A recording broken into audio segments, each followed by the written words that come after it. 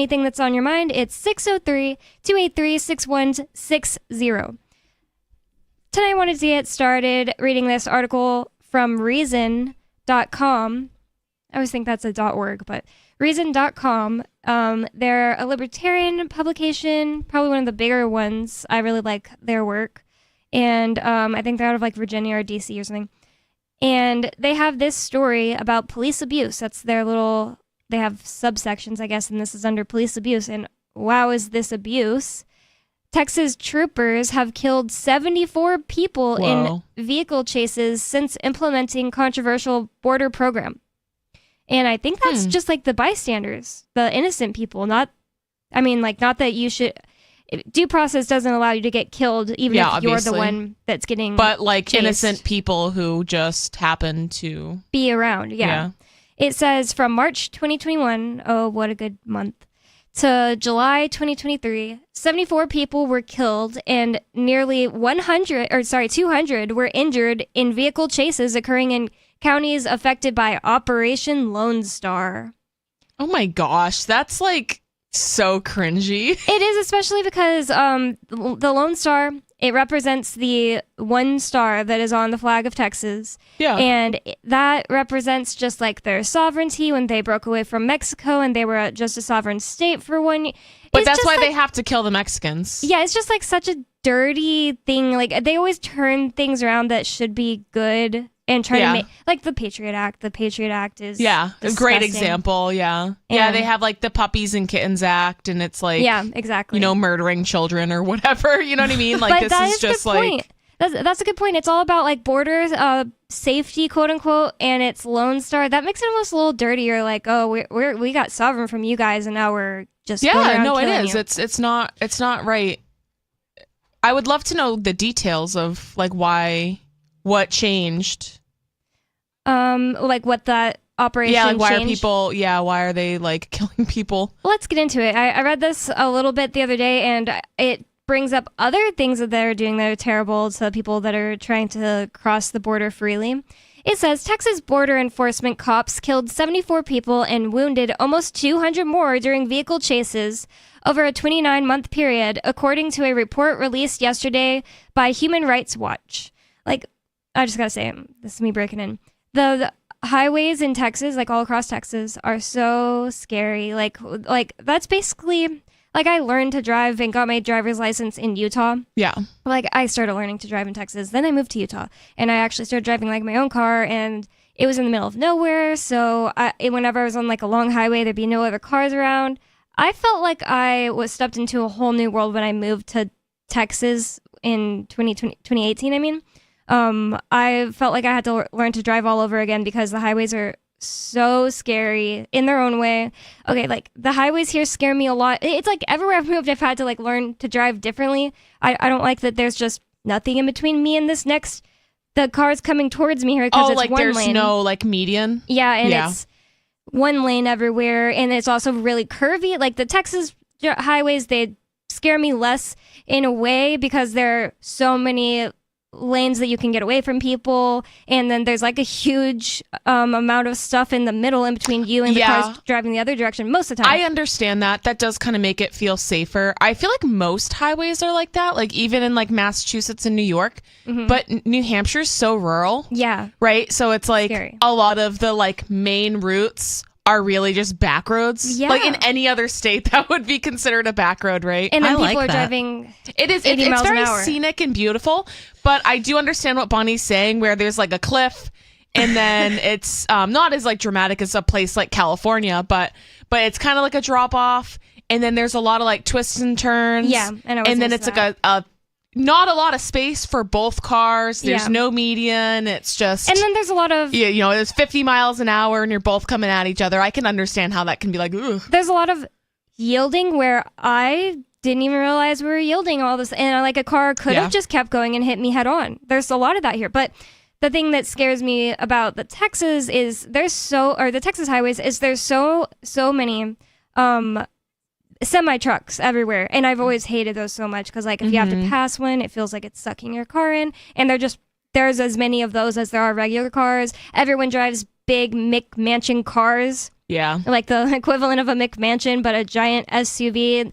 Not that I really find anything wrong with driving it, but it's just like when you're not in one, it's so scary to drive around them all. Like it feels like you will get crushed if you have a normal size car. Like I have a Subaru Forester and I felt like I had a small car.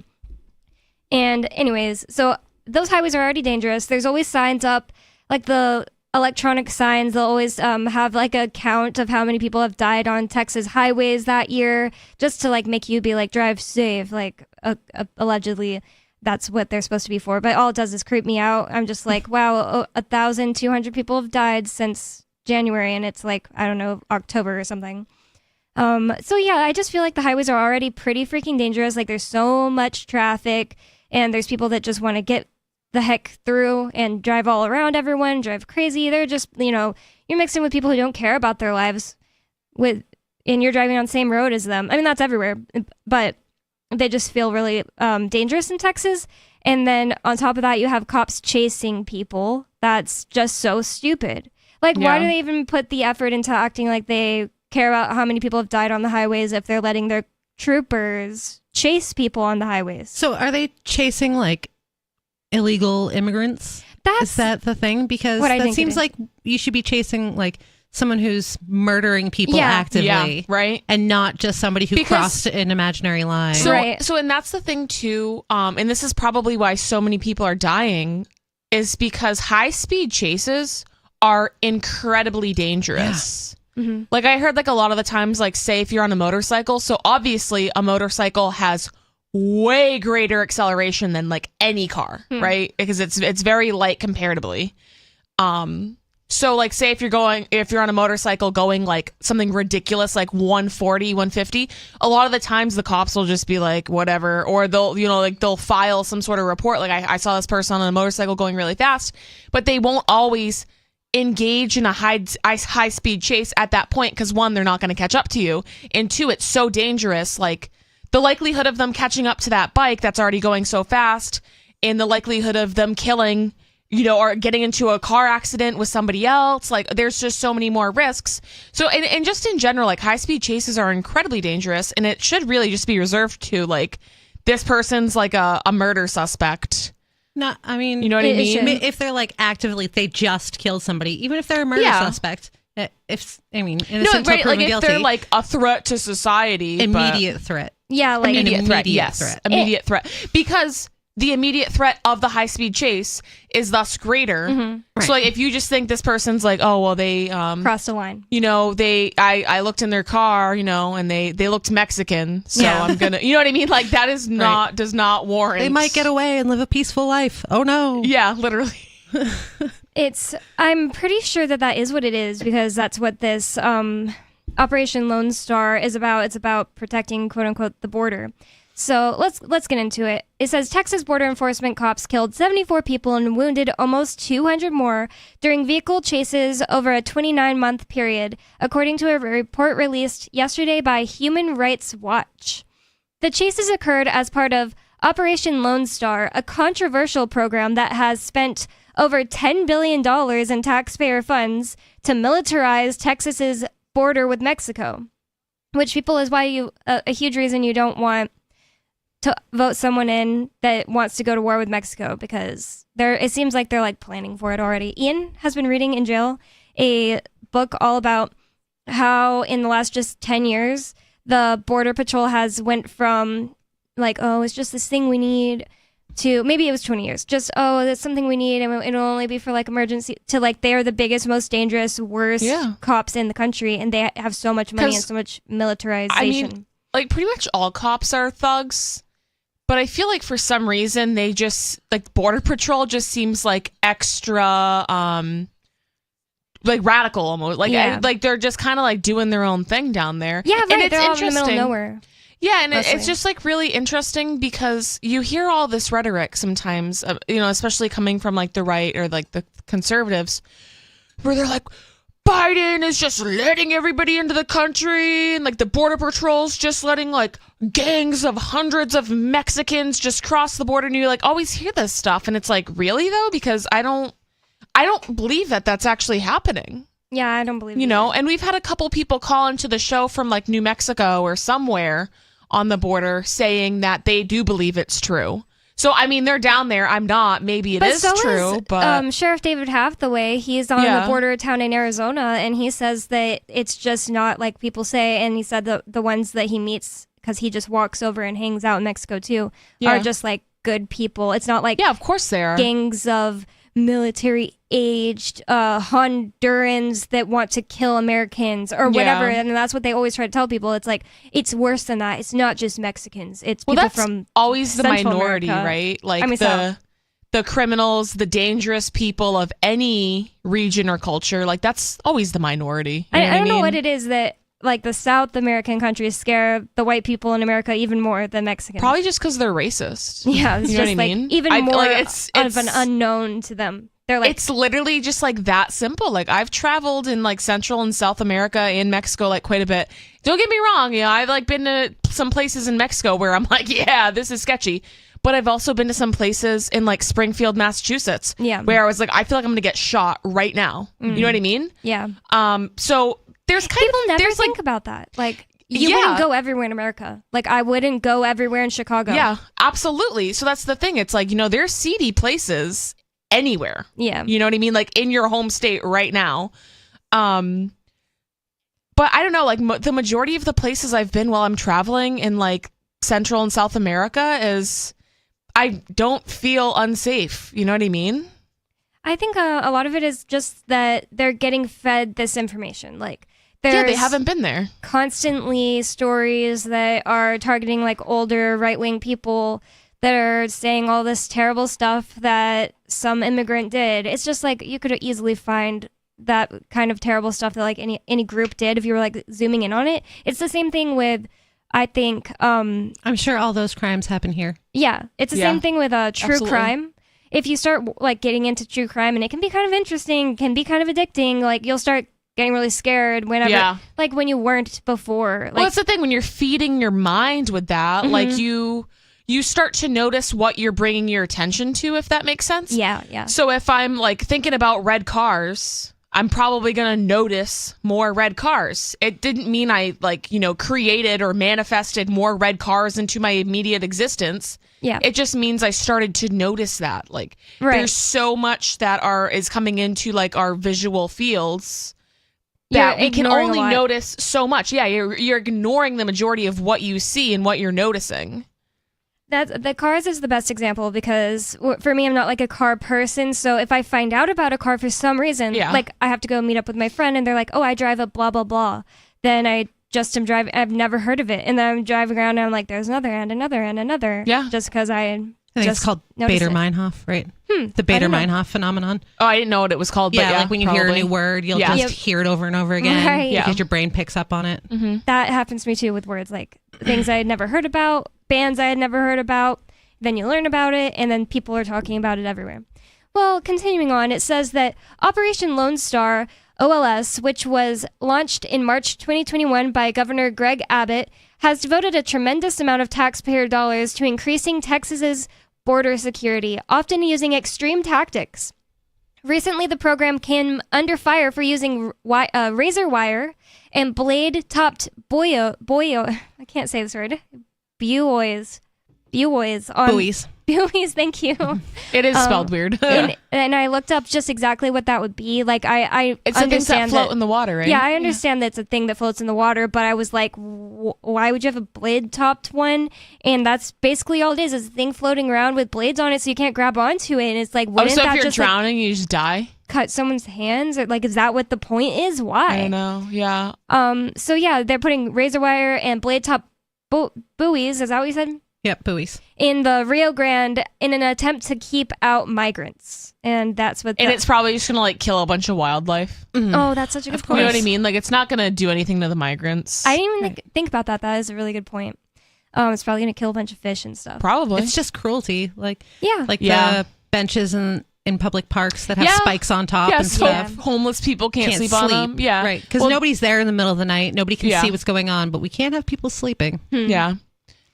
And it's like, the worst part about that is just like all the things that city put in place to make it to where people are first poor, second destitute and unable to start their own businesses, and third given all this welfare to just spend on their drugs and be homeless, and then you don't even want to let them sleep on the side of the road. It's just dumb. It's like, okay, so instead of sleeping on this park bench, I have to just sleep on the ground next to the park bench. Yeah. Yeah, that's You know fine. what I mean? Like, what? Yeah. It says the goal of the effort, according to a July press release, is to secure the border, stop the smuggling of drugs, weapons, and people into Texas, as if there just wouldn't be any drugs in Texas if there was no border. Right, yeah. Actually, I heard over a year ago at this point that at this point there is more, as far as just weed, the drug weed or marijuana, there is more smuggling from America to Mexico at this point. From the United States over the border into Mexico than the other way around at this point because of it being, legal here. So honestly, it's probably a good thing. Like, it's probably a good thing that there aren't as many people profiting, like cartels profiting off of selling weed anymore because they made it legal in some states. So net good thing. And if we just did it with all the drugs, it would be a really good thing. And we wouldn't have to be putting blade top buoys in the Rio Grande. It says, just imagine if like a bird went to go land on that and like cut its foot. That would be so awful. sad. It's awful. Yeah, and it's like unnecessary cruelty. Yeah. It says that, so they're going to secure the border to stop the smuggling of drugs, weapons, and people into Texas and prevent, detect, and interdict transnational criminal behavior between ports of entry. According to Human Rights Watch, as of March 2022, about 1/3 of the total Texas state police force had been deployed as part of OLS, with additional National Guard members from 14 other states joining the project. What? 14 other states? Across the United States, police departments have adopted restrictions on when law enforcement can engage in a vehicle pursuit, the report reads, adding that the Texas Department of Public Safety has not restricted vehicle pursuits. So Texas hasn't, but across the country, lots of states have restricted cops' ability to chase people in cars. It says Texas DPS, Department of Public Safety, and several other law enforcement agencies have engaged in dangerous and deadly pursuits on a weekly basis in the 60 counties implementing OLS or experiencing DPS deployments under OLS. Wow, stupid cop lingo, even though it's in the report by these people who are letting people know about it. Human Rights Watch, I think.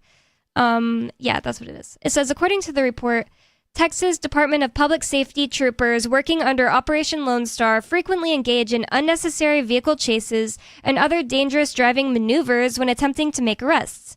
As a result, unnecessary police chases have increased by as much as 1,000% in some Texas counties. Data analyzed by Human Rights Watch showed that over 80% of cases were instigated because of a traffic violation, with 97% of these violations being misdemeanors like speeding.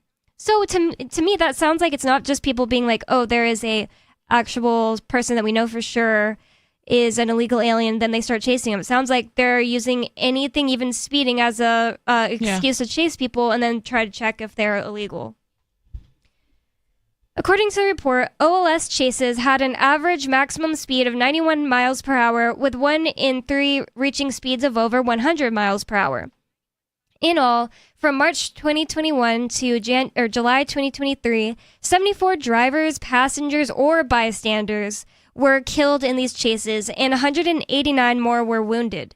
Those killed include 7 bystanders, including a 7-year-old girl and her 71-year-old grandmother. That's awful. Yeah. So what, they're just like mowing Standing down around. people? Yeah, that's crazy. I mean, but that's what I'm saying. Like, high-speed chases, they're incredibly dangerous. You know what I mean? And there's just no reason to start chasing someone because they're speeding. You're also speeding. That's the thing. Yeah, no, and that's the thing. I always think of if I get pulled over for speeding, like, okay, well, what were you just doing? Speeding, if you had to catch up to me. Mm-hmm. You know what I mean? And like, we've all seen cops go down the highway going 80, 90, 100 miles an hour. Yeah. So you can do it, but I can't. One time, this is in the middle of nowhere, so it's not as big of a deal as it might sound, but one time I got the cops called on me because I just yelled at this girl that no one likes her and stuff because she was so annoying and being so rude to my sister. And she called the freaking cops on me in this small town I lived in. That was like the last straw when I moved in Utah. And the cop came over and was talking to me and my dad on our front porch because I was at my parents' house when it happened. So I was an adult, but I was talking to this cop with my dad on the front porch. And I didn't know back then, like, that I shouldn't talk to them at all. But I was just like, I was like, this is ridiculous. Don't you see that this is ridiculous? I can say whatever I want to her. She was being annoying. And he's like, yep, it's just, I understand. A lot of people have issues with her, actually. But I have to come do a report, and nothing happened to me because of this, because I yelled that no one likes you. Yeah, but you can't call the cops over that, but clearly she did. While he was there, he was just like started talking it up with me and my dad, and he was kind of like, he seemed a little simple, this cop. Like, I knew who he was because it's such a small town. I just knew who he was. And I had never really had a reason to talk to him, but I'd seen him at like the grocery store when I worked there and stuff. And he started bragging to us. He was like, my dad said something, like, we were making small talk. We didn't really like talking to this guy, even though it's not like my dad's anti-cops. He just is a weird guy. But we were making small talk with him, and I guess they had new cars. And my dad said something about, oh, you guys got new cop cars. And he was bragging to us. He was like, yep, I was on the phone with my wife the other day and telling her I got the car up above, like, I think he said 120. Oh my gosh. We were just like, why is he bragging about that to us? Yeah. That sounds, well, it's obviously illegal, even if he's driving in the middle of nowhere. Yeah, and that's the thing. So it's like, oh, cool. So next time I'm going 120 and you see me, are you going to pull me over? 120, it's so stupid. Why would he brag about that to us? 603-283-6160. It's Free Talk Live. You can bring up whatever is on your mind. More coming up. It's Free Talk Live.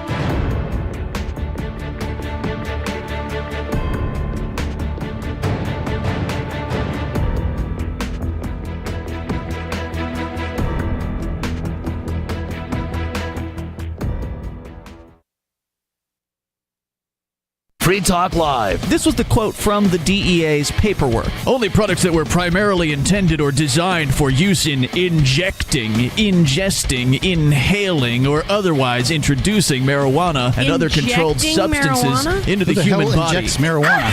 Yeah, exactly. That's how out of touch these people are. They're trying to make it look like marijuana users are strung Injecting out heroin junkies. Right. And it's just not true. No. Look, if you were to ever even try to put plant material in a syringe and inject that into your veins, it's going to go poorly for you. It's going to work once. You're going to get high one last time if you even make it to that point. Yeah, that's not a good idea. Never in the history of marijuana consumption has anyone ever injected it into their veins. Yeah, kids don't try that at home. Free Talk Live, 7 nights a week from 7 to 10 Eastern at freetalklive.com. From Feature Story News in Washington, I'm Caroline Malone.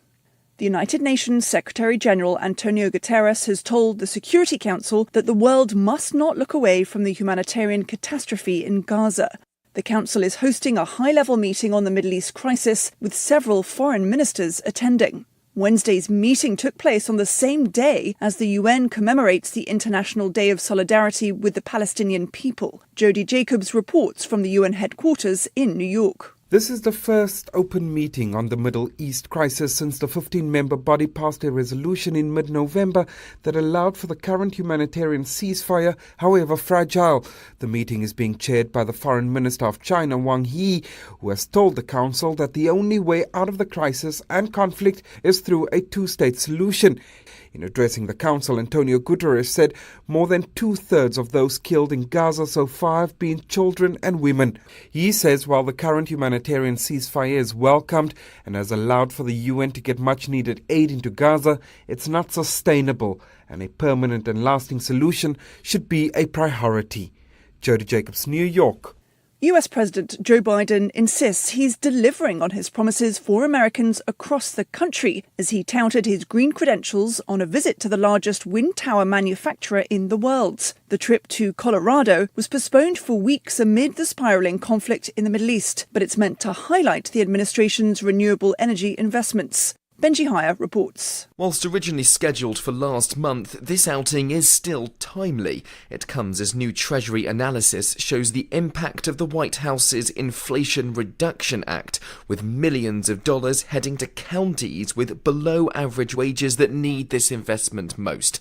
It's a chance for the president to boast about his agenda, but also take aim at political opponents, attacking Republican Party Representative Lauren Boebert, a Colorado lawmaker and Donald Trump ally, who Joe Biden calls dangerous and a massive failure. She claims Biden's economic policies are squeezing rural America. Benji Hire, Washington. Rosalynn Carter, the wife of former US President Jimmy Carter, has been laid to rest in her hometown in the state of Georgia. She's remembered as a loving wife, a groundbreaking First Lady, and a fierce advocate for mental health reform. She was honoured at a memorial service, as Tony Waterman reports. While Tuesday's remembrance was a public affair broadcast for the world to see, Wednesday's funeral will be private. A service will be held for Rosalynn Carter's family and invited friends at a Baptist church in Plains, Georgia, where the former First Lady lived most of her life. Her husband, Jimmy Carter, who she was married to for 77 years, plans to be buried beside her. Tony Waterman, Texas. You can stick it to the man and big tech. Join our FTL social mastodon at social.freetalklive.com.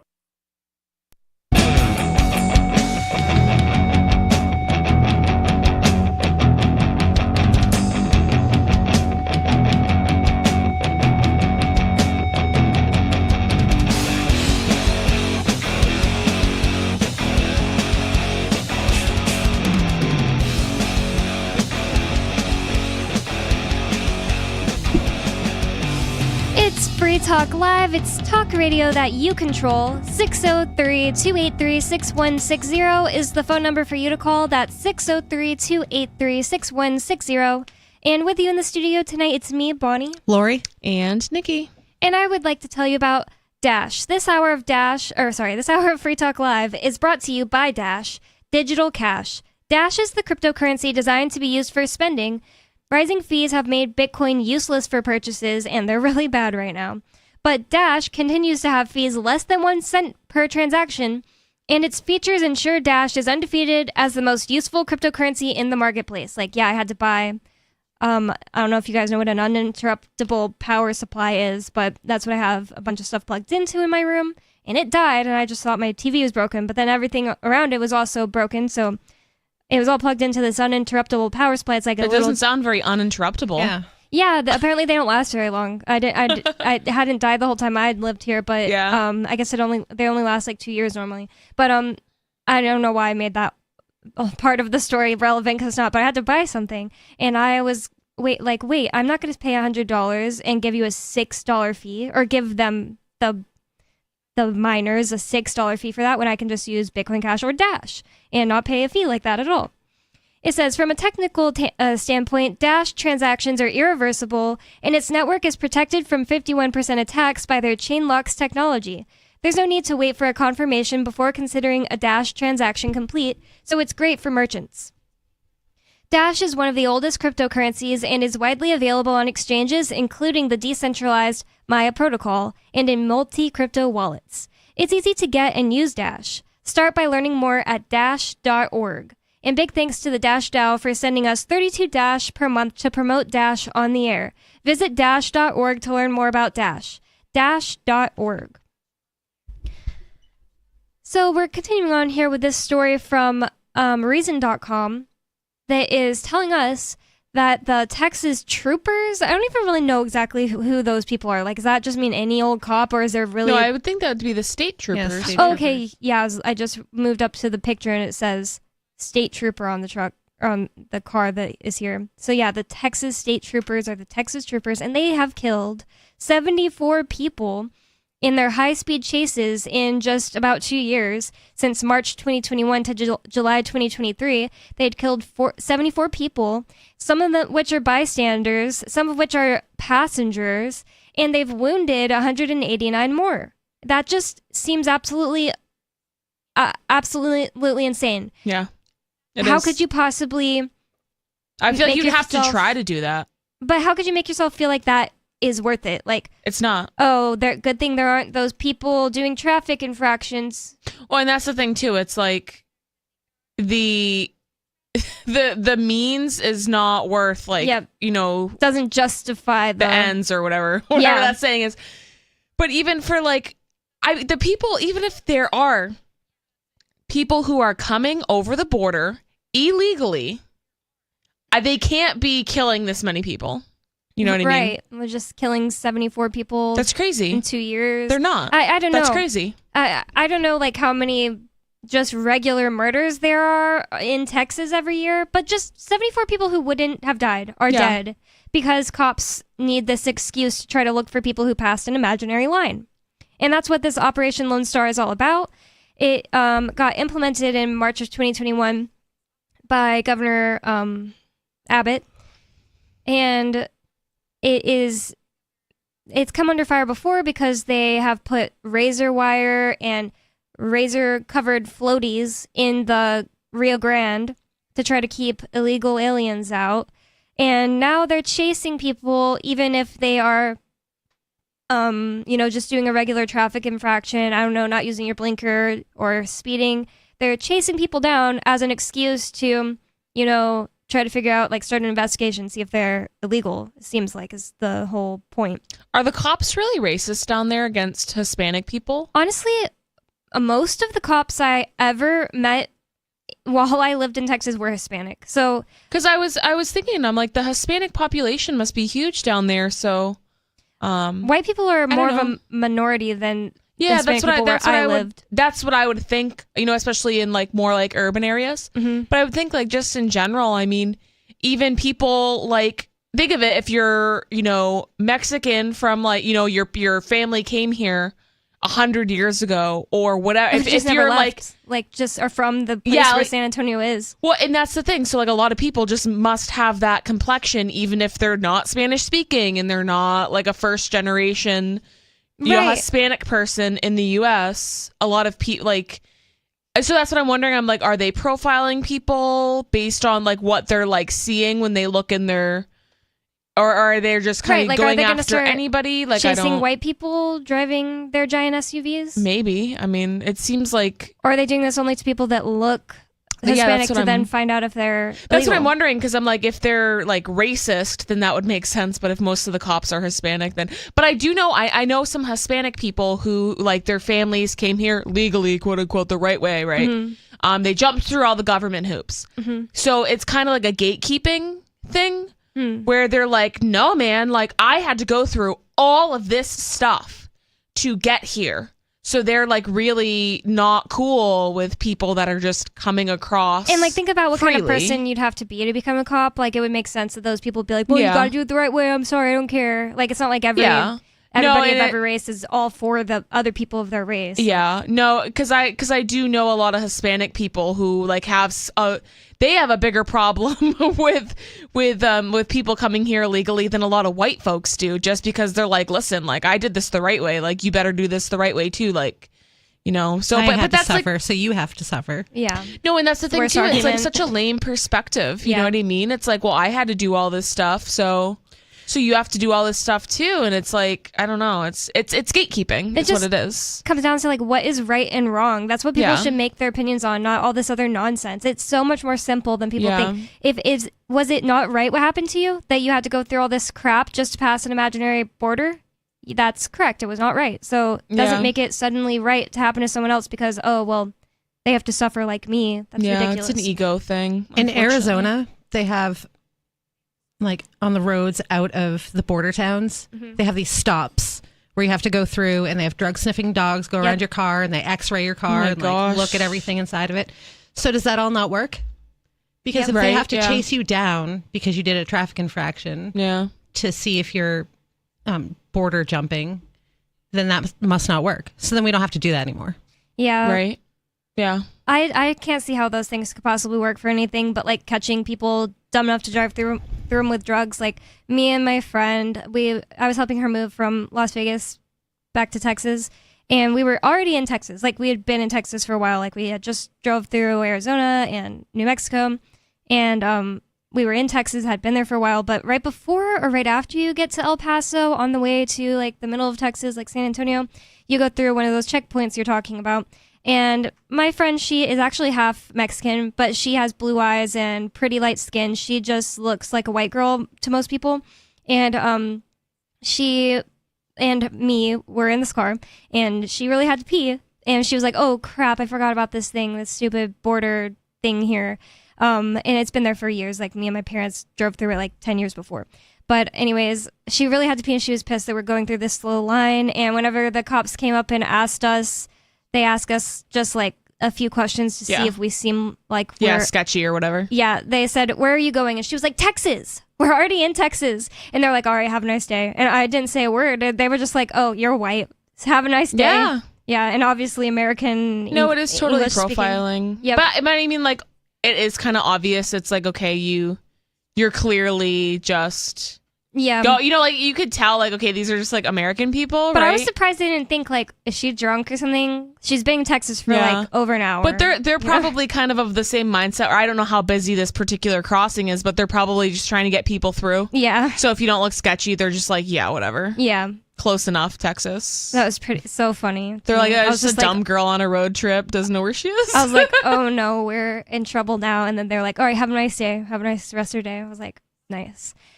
It says, so what we just read right before the break was that from March 2021 to July 2023, 74 drivers, passengers, or bystanders were killed in these chases, and 189 more were wounded. Those killed include 7 bystanders, including a 7-year-old girl and her 71-year-old grandmother. Texans want our government to show us it can do its job, but Operation Lone Star and these dangerous and deadly car chases are bringing a sense of chaos and lack of humanity to my neighborhood and to my state. America Garcia Gruel, a resident of Eagle Pass, Texas, and member of Eagle Pass Border Coalition, told Human Rights Watch, I want Texas law enforcement to stop killing people, and I want Operation Lone Star to end.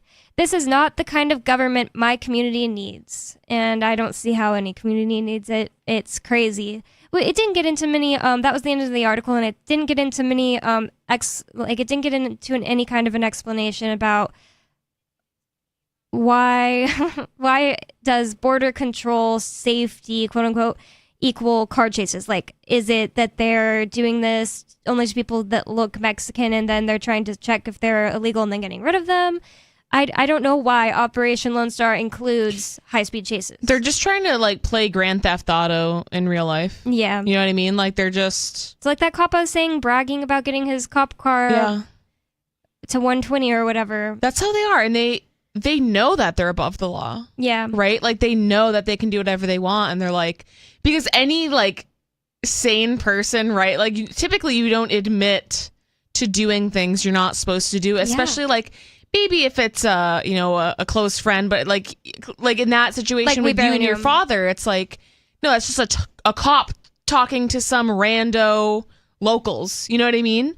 So it is kind of strange to be like, oh yeah, I break the law and I go 120 miles an hour in my cruiser, and this is so cool, and it's kind of like, you weren't supposed to admit that. Yeah. How, like, are you just really dense? Yeah, well, that's the thing I was going to say. I think a lot of the times, like with different government workers that I meet, sometimes I feel like the government is using these kind of retarded people, not trying to use a mean word. I mean that literally. Like, people who have a low IQ or their mental capacities are messed up because... Yeah. A lot of them that you deal with, seriously, there's something wrong with them. Like, a lot of people that work in the courts and they're the security in the courts. Yeah. There's something wrong with these people. Like, I'm not saying you have to be brainless to work a job like that. Right. Like, you know what I mean? If your IQ is too high, they won't take you. Because you're not like a good order follower. You know, like you can't have too much logic going on in your brain, or else you might start to question some stuff. And it's like the same thing within the military. Like, I'm not saying every person in the military is stupid, definitely not, but especially a just lot the of frontline of battalion people, or what's the word, the people who are like actually mostly likely to get shot. Like, you got to be dumb, like, actually. Yeah, I mean, well, yeah, because that like goes against like all like rhyme or reason, right? But I think a lot of like the boot camp is to strip away like your individuality and to make you an order follower. So even if you're not necessarily dumb, they like put you through this rigorous training to break you down. That's right. They like, dehumanize you. Yeah, they dehumanize you. And that's what makes a good soldier. You know what I mean? Like if you're going to follow orders and be a killer, that's what they need to do. They need to take away your humanity. They need to take away your individuality. And it's the same thing with a lot of these other government employees, like especially cops. And I just think that the people at the very top are like laughing in their, I don't know what I was going to say, laughing in their boots. Yeah, I think I'm mixing that up with shaking in their boots. But I think they're laughing their butts off at these people who are dumb enough to do their bidding for them, whether it's a cop or a soldier, somebody going off to die as a blood sacrifice in the Middle East for absolutely nothing honorable, or somebody who's willing to subjugate their own kind, quote unquote, like the other common people around them, their friends and neighbors and people they went to high school with. They're going to become a cop and ruin those people's lives. And they're doing it all it's not like they're doing it for anything that is like good that's going to come to them, except for bad karma is going to come to them and a crappy paycheck that's like you can't take with you when you die. Well, absolutely. And like this is like modern war and modern politics, right? Like I'm thinking of like the Roman Empire, right? Ancient Greece, where like the kings and the princes, like they were highly valued warriors. So when they would go to war, like the kings would be there, like that the leaders of nations were if there was a war, like they were in the front lines also fighting. Just like in Narnia.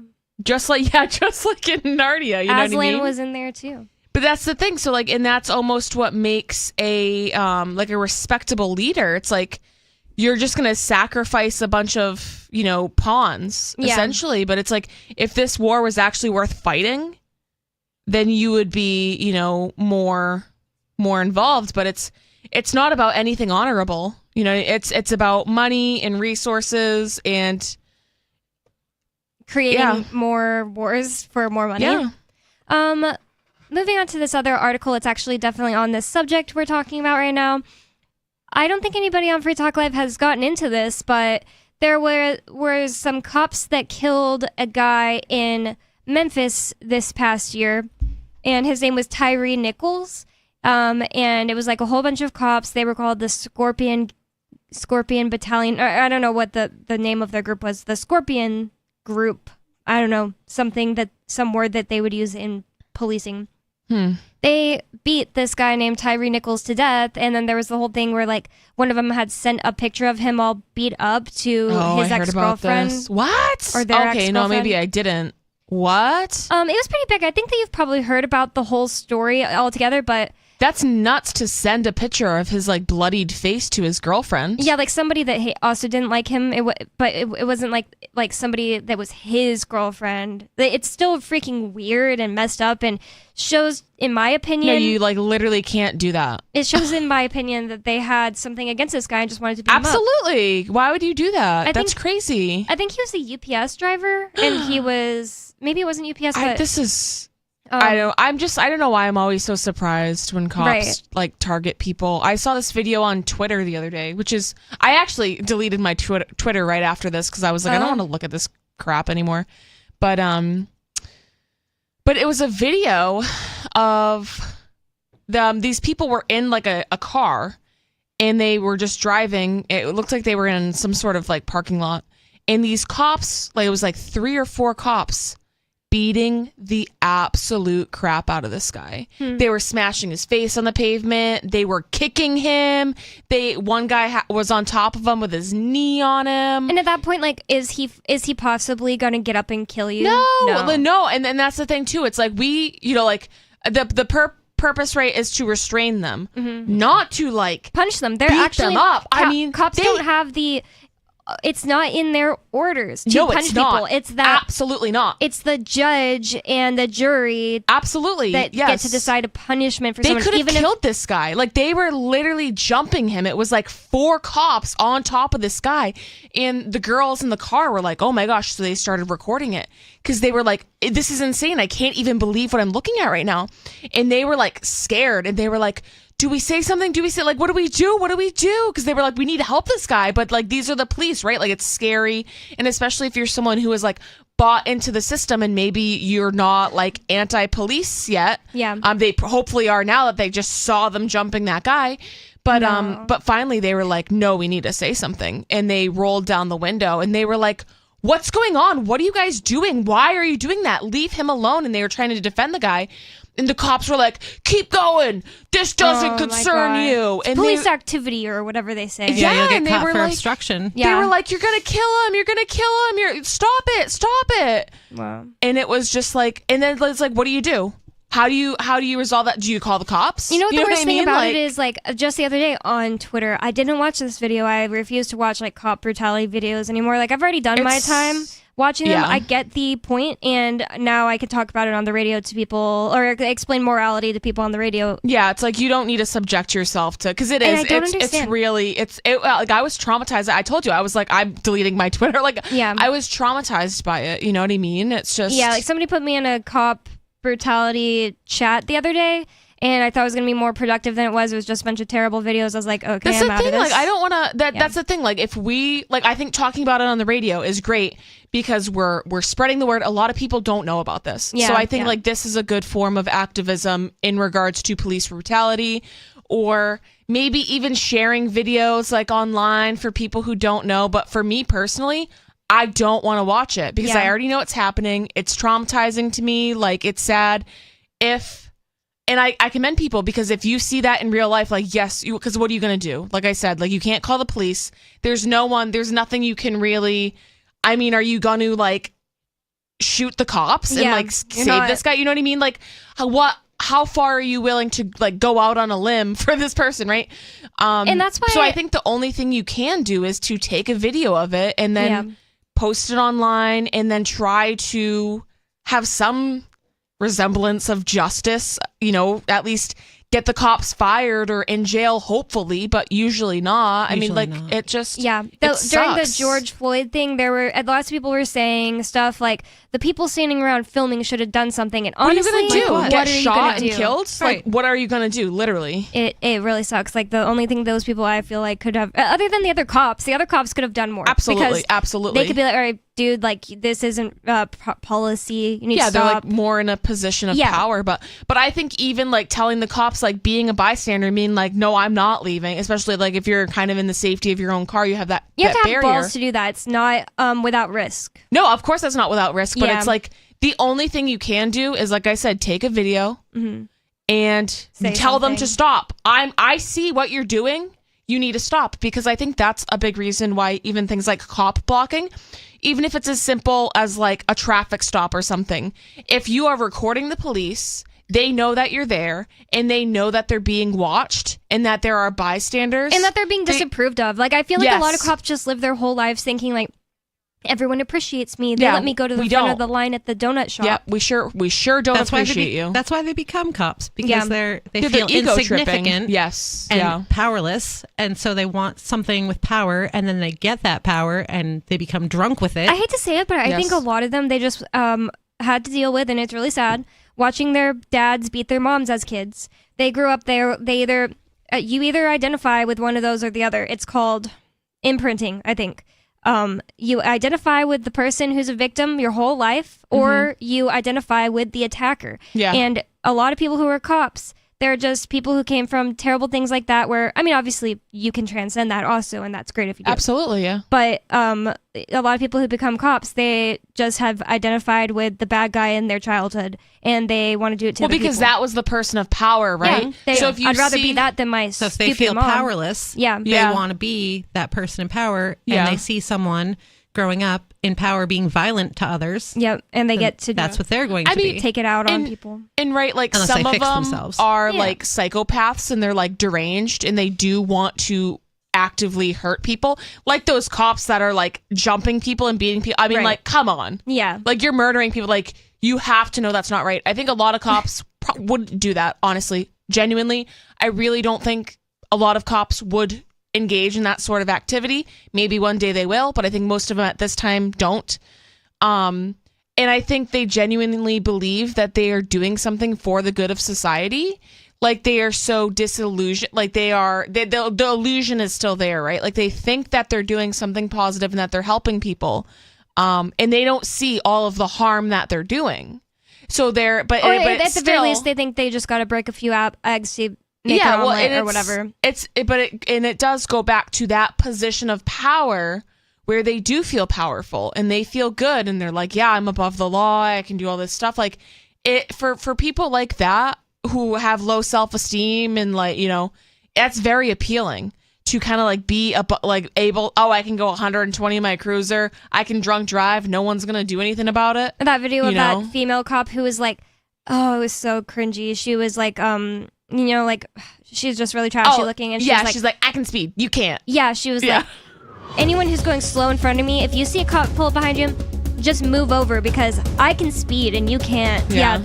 But these cops are about to get into this story about they definitely knew they were doing something wrong. They killed this guy, Tyree Nichols, and news information has come out about them. 603-283-6160 is the number you can call. It's Free Talk Live. More coming up.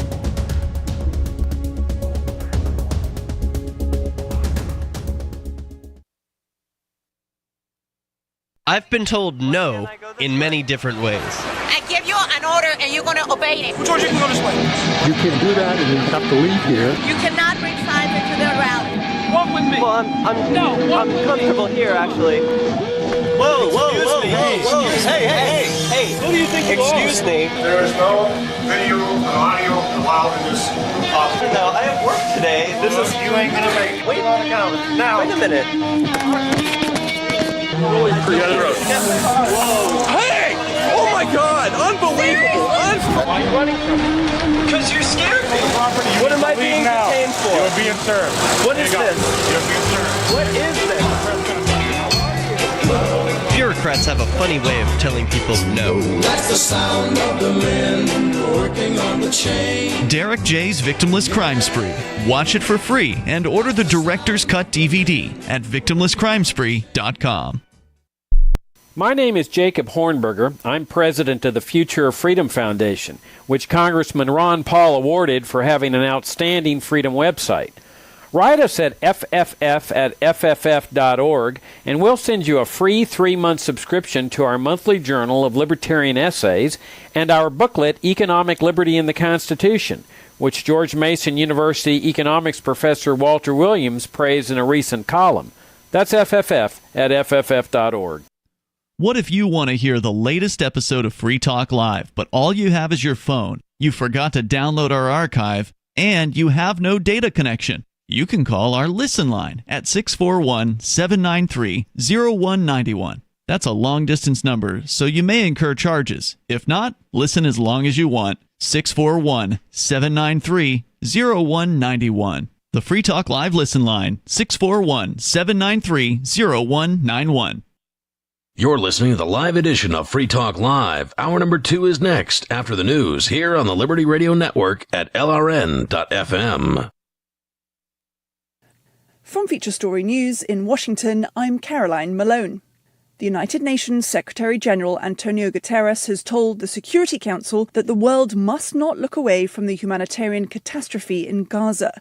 The Council is hosting a high-level meeting on the Middle East crisis, with several foreign ministers attending. Wednesday's meeting took place on the same day as the UN commemorates the International Day of Solidarity with the Palestinian people. Jody Jacobs reports from the UN headquarters in New York. This is the first open meeting on the Middle East crisis since the 15-member body passed a resolution in mid-November that allowed for the current humanitarian ceasefire, however fragile.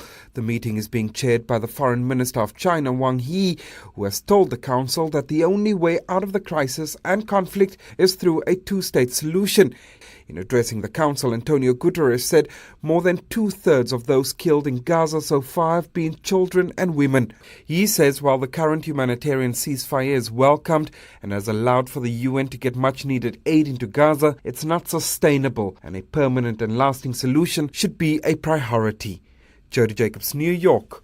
US President Joe Biden insists he's delivering on his promises for Americans across the country as he touted his green credentials on a visit to the largest wind tower manufacturer in the world. The trip to Colorado was postponed for weeks amid the spiralling conflict in the Middle East. Benji Hire reports. Whilst originally scheduled for last month, this outing is still timely. It comes as new Treasury analysis shows the impact of the White House's Inflation Reduction Act, with millions of dollars heading to counties with below-average wages that need this investment most.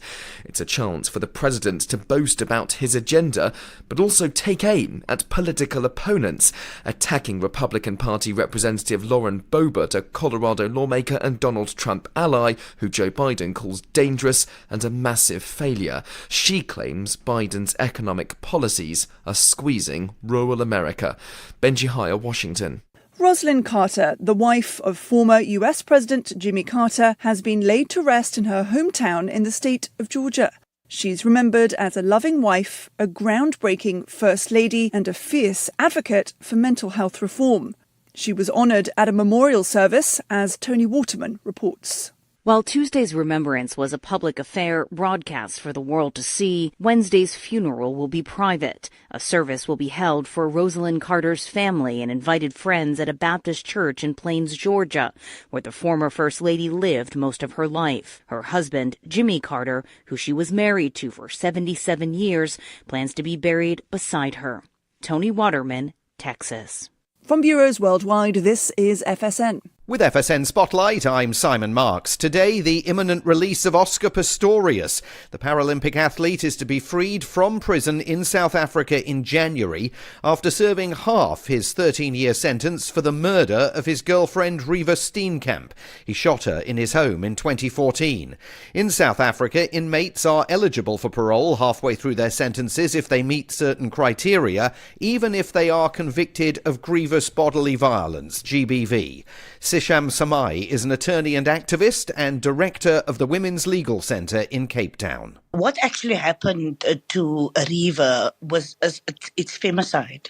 And we need to be able to understand that South Africa, being known for having one of the highest rates of femicide in the world. And so I do understand that our system allows for parole. However, we need to be able to also see what message does it really send out into our communities and into the country. GBV remains a massive challenge in this country, femicide in particularly.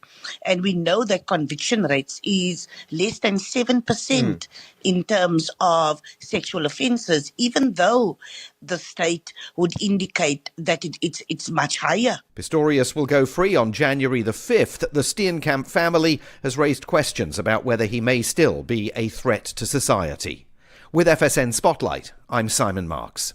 And the main news again. The United Nations Secretary-General says the humanitarian situation in Gaza is an epic catastrophe. US President Joe Biden touts his green credentials on a visit to the largest wind tower manufacturer in the world.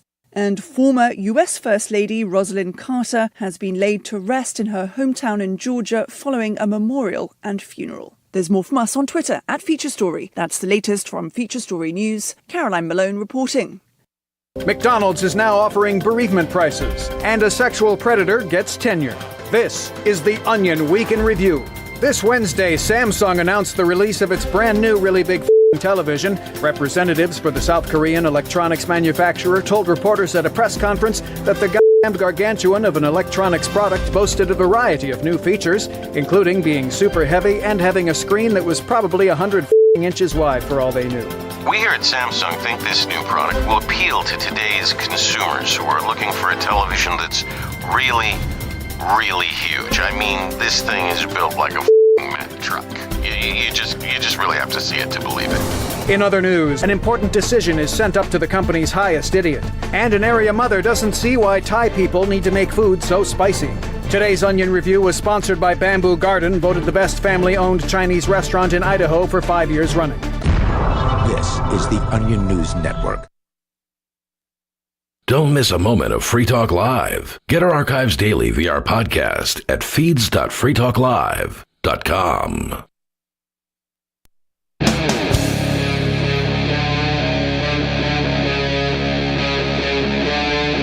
Free Talk Live.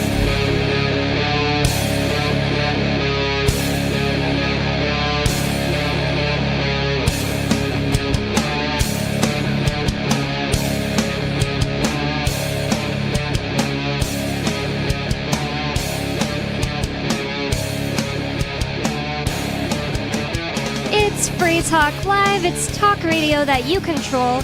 And 603-283-6160 is the phone number you can call. If you'd like to get in on the conversation with us, that's 603-283-6160. And with you in the studio tonight, you've got me, Bonnie, Lori, and Nikki. And I'd like to tell you about the Amplifier program. You can go to amps.freetalklive.com. That's amps.freetalklive.com and join to help amplify, market, promote, and support the show, just like Flipstarter.me did. Flipstarter.me is a platinum level amplifier, which means he gives at least $25 a month. Thank you so much, Flipstarter.me, for being an amplifier.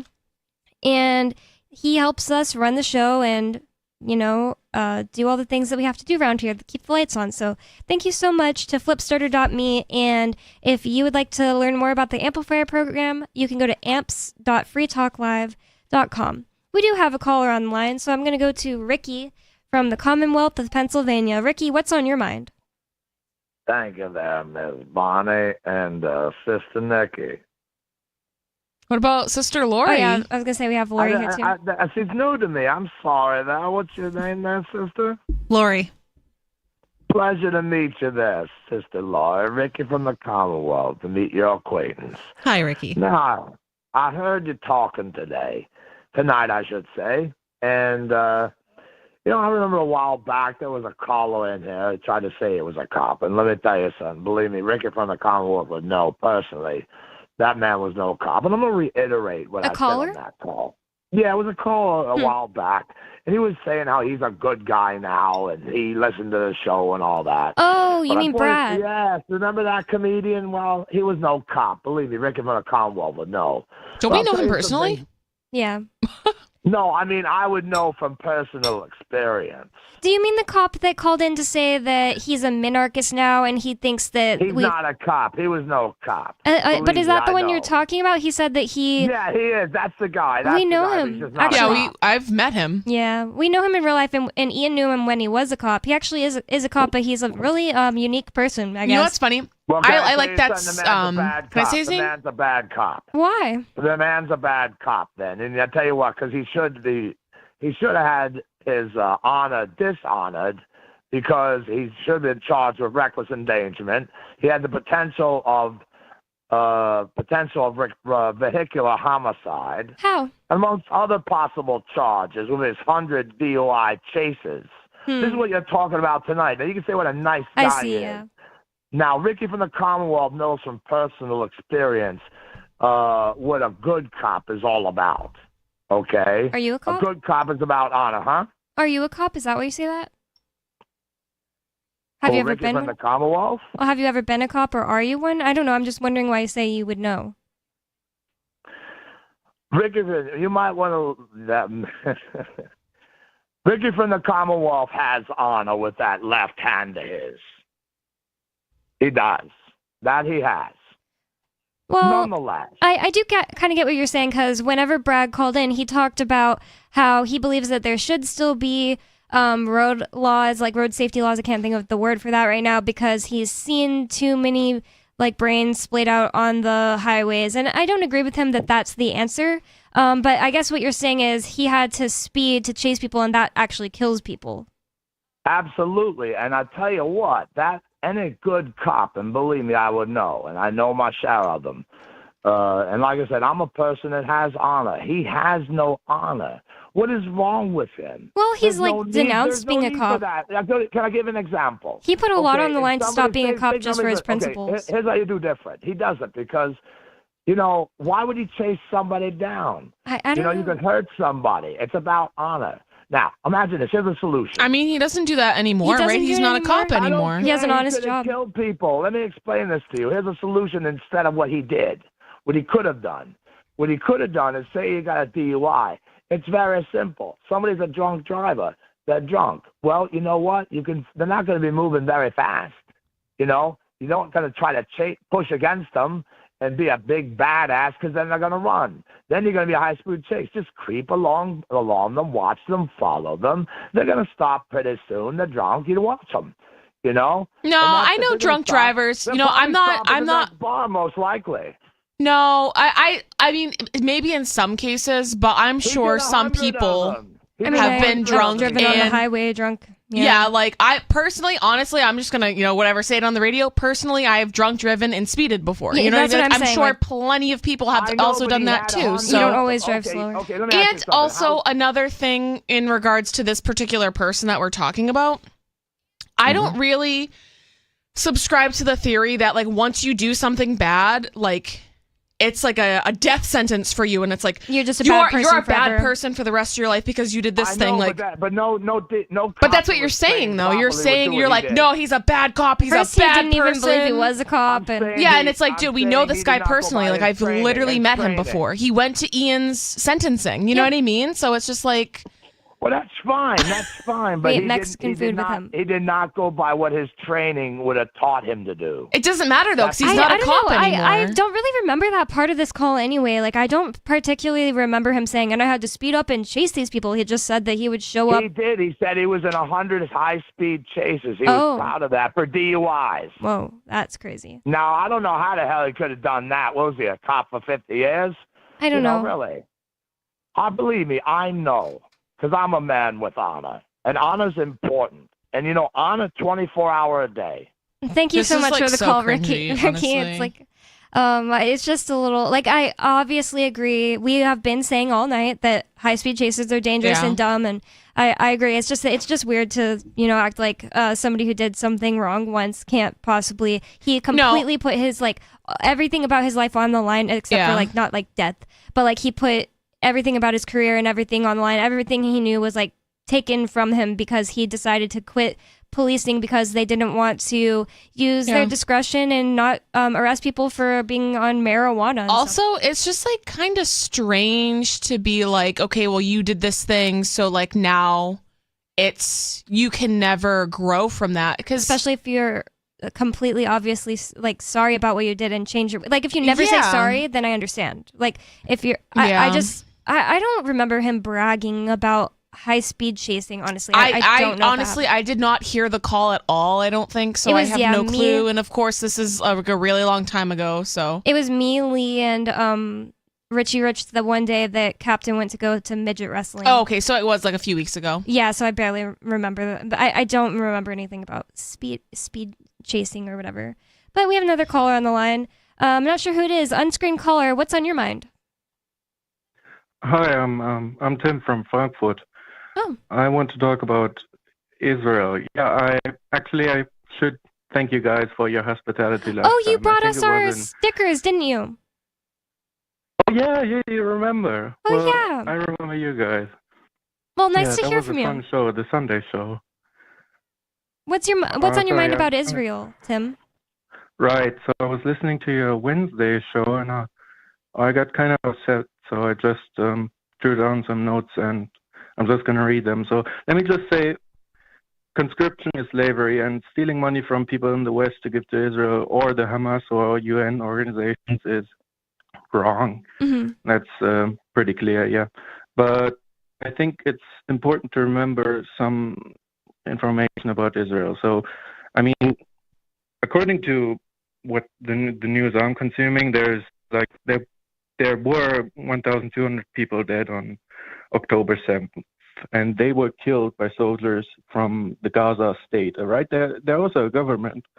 The Gaza government, they have soldiers, and they're called the Hamas, and they should be treated by us liberty-minded people as a state. Now, I think it's fair to say, sorry, I don't want to cut you off. Oh, I just said sure. Sorry, I just said I am agreeing that the state should be considered a state, or like the people that work for the government of Gaza.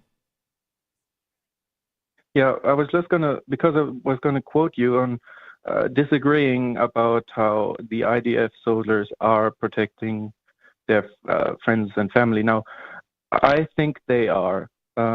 So there was a call for volunteers, right, for reservists, and people from everywhere in the world actually boarded these empty flights to Tel Aviv to actually go fight for the country. I think it was like 10,000 people. I'm not sure. When? There was a lot. They couldn't even equip them. That was after October 7th. Okay.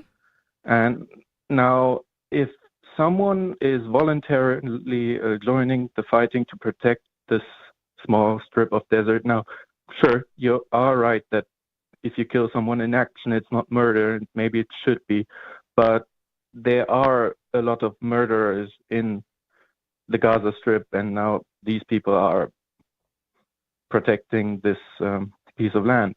What do you think about that?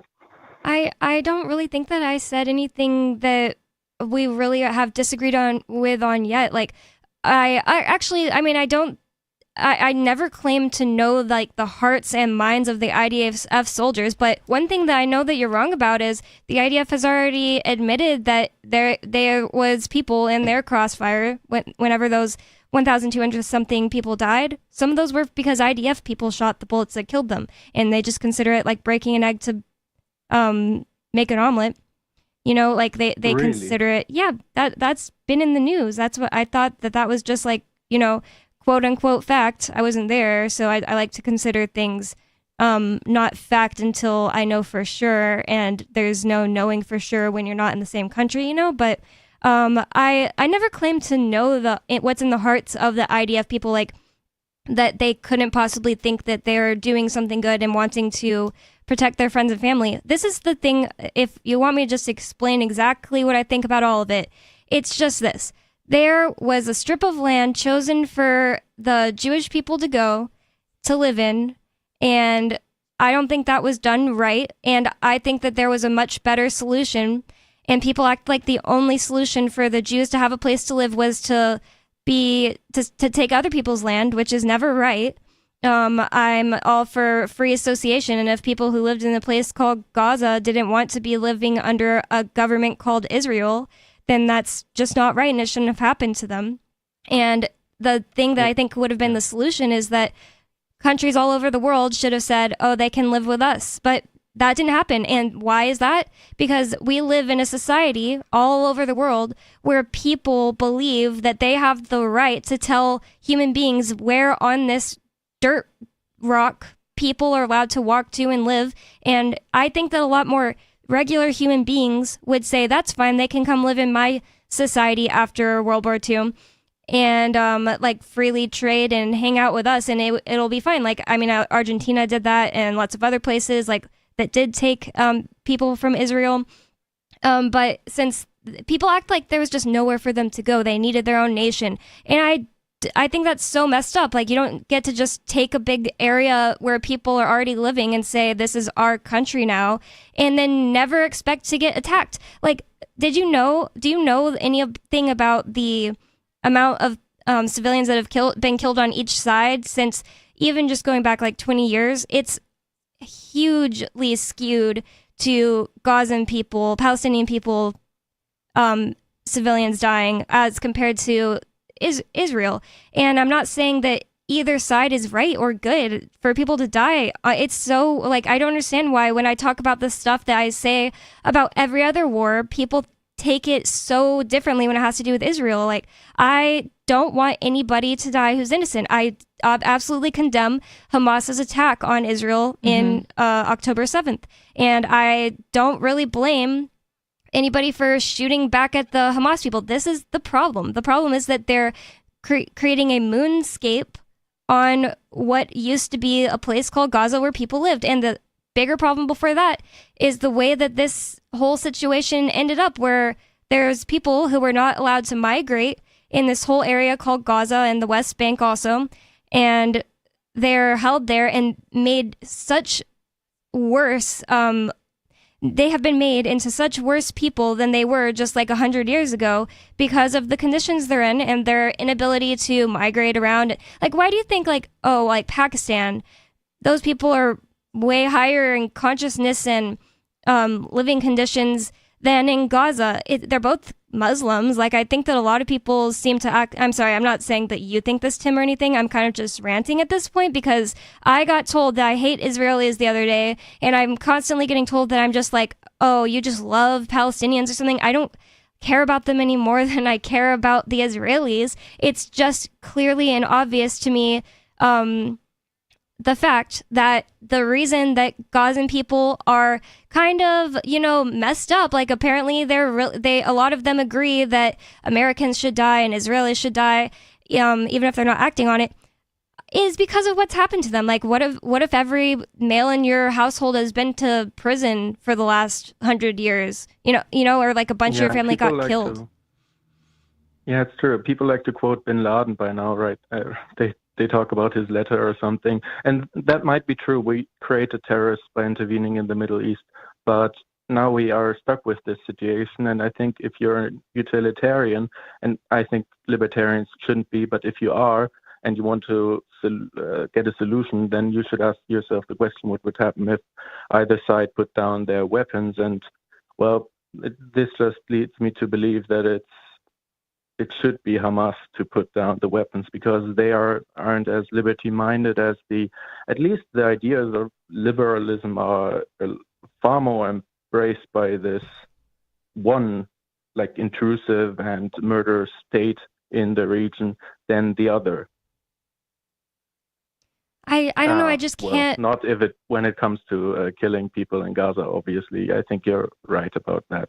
The Israelis have a lot on their conscience. Yeah, I feel like it's like there's no easy answer, as in I should go over there and order everyone to put down their weapons. It's just that I don't feel this sense of like, oh, Israel has some kind of excuse that every other nation doesn't. Like, we on Free Talk Live criticize the United States for this kind of stuff all the time, and no one, seems to care. I got called or accused of hating Israelis the other day by a friend. Sorry. Yeah, and I didn't say anything about hating Israelis, and that's crazy. Like, and I'm not saying that's what you were doing. But I think, like, what you're talking about, like, where you got accused of hating Israelis just because you said something that might be perceived as pro-Palestine, right?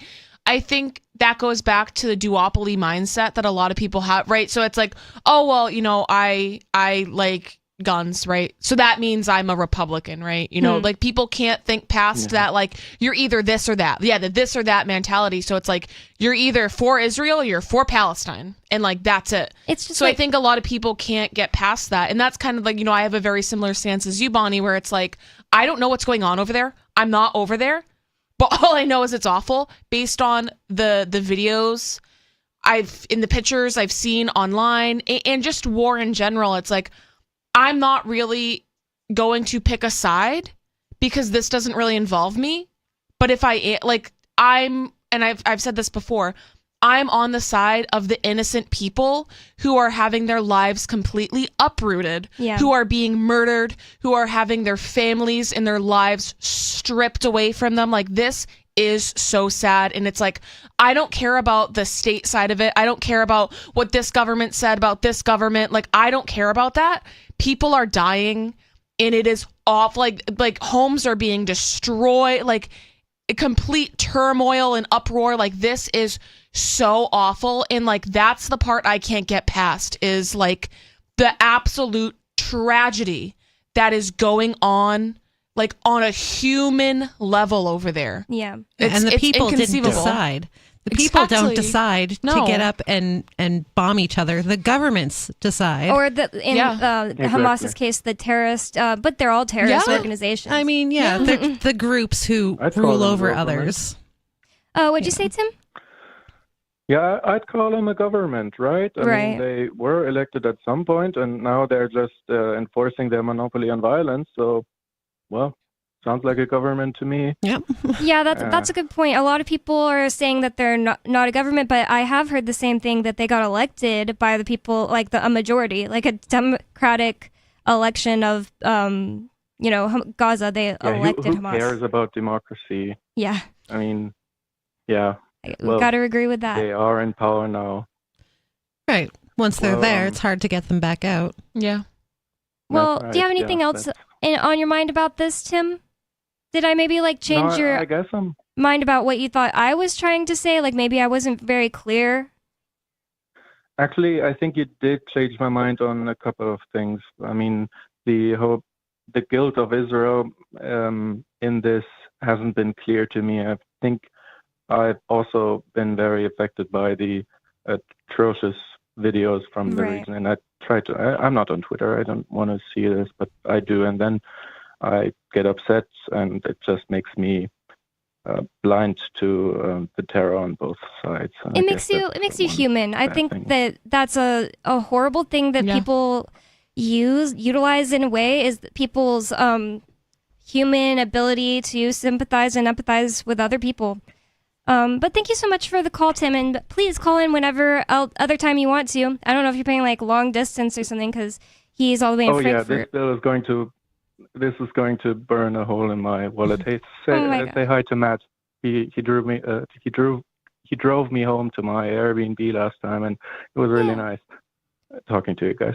Thank you so much for calling. I'm going to let you go now, but have a good night. Or it's probably not night over there. I just realized. Whatever. But have a whatever time it is. I think it's 8 hours ahead. Morning, afternoon, evening. Yeah, he was a really cool guy. I still have this little sticker he has that says "Market Radical" in German, which is barely different. It's just K's instead of C's. Was he here during Pork Fest, or was this after? It was after, and I remember I went over and asked you, or came downstairs and told you. Asked you to remind Matt that he was going to bring him home. I don't know if you remember that. Yes. No, I do remember this. I think it was after. Wait, I don't know if it was after or before Pork Fest now. I have such a horror. It must have been after, but I have a really bad perception of time. I'm did that happen last month? Did that happen 7 years ago? I have no clue. So I have somehow avoided seeing all of these videos that people see on TikTok and wherever. And I think that it's really damaging for people to see all of these atrocities and horrors just in their daily lives. It is. On a consistent basis. And I can't believe that people are just sharing it on TikTok. TikTok is, that's not where these things should be. And that is such a great point, where it's supposed to be a casual thing, right? Right. It's I wanted to see a cat video. I don't want to see people being murdered. That's something crazy. you need to prepare yourself for. There's some really great libertarians I've met from Germany. They just seem to really get it. 603-283-6160. You're not burning a hole in your wallet if you pay to call us from the United States, most likely. So what's your excuse? There's more coming up. It's Free Talk Live.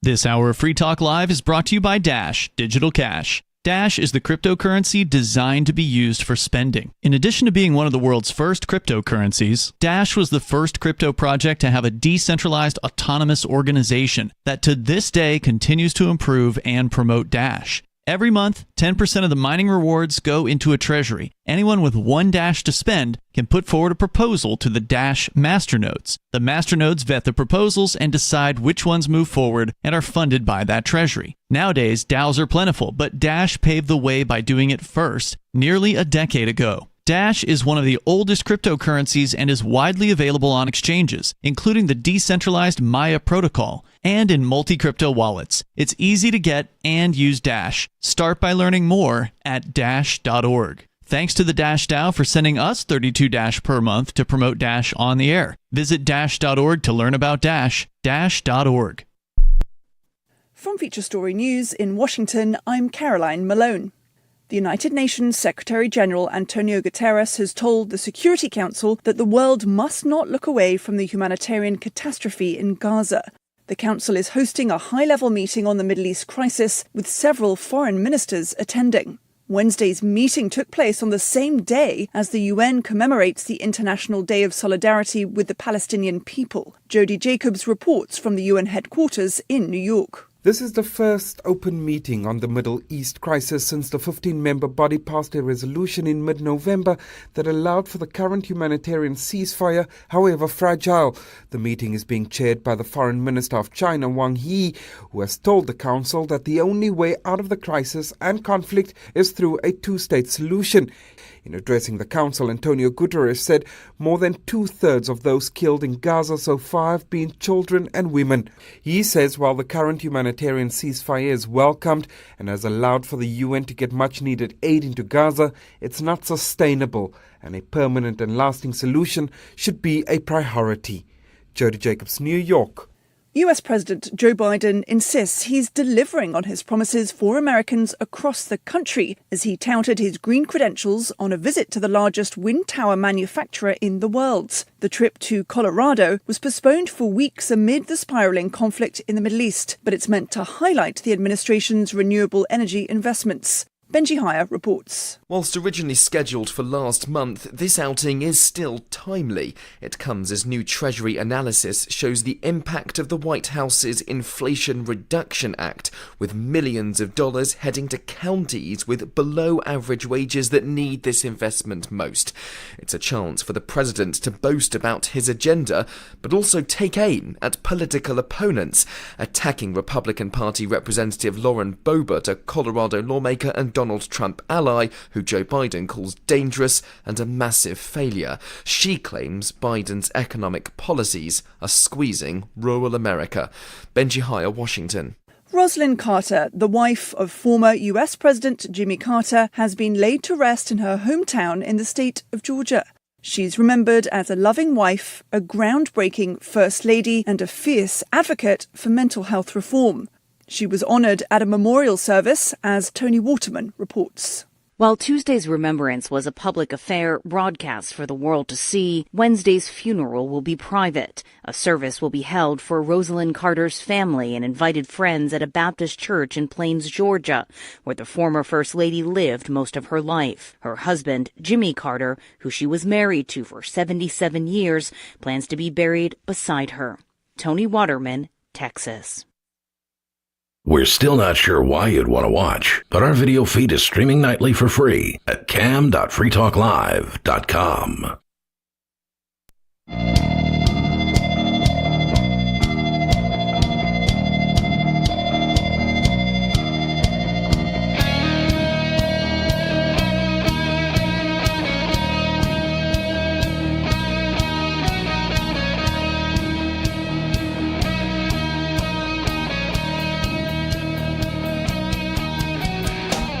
It's Free Talk Live. It's talk radio that you control. 603-283-6160 is the phone number for you to call. That's 603-283-6160. And with you in the studio tonight, it's me, Bonnie, Lori, and Nikki. And we actually didn't get into it the last segment, but the segment before, we started talking about the news in the Tyree Nichols case. So Tyree Nichols was a guy who I believe was delivering packages for what company, I don't remember, but he was doing something like didn't put a blinker on, and he got pulled over, and he got taken out of his vehicle, and then he got beaten to death. Like, he got beat so bad that he went into the hospital and died.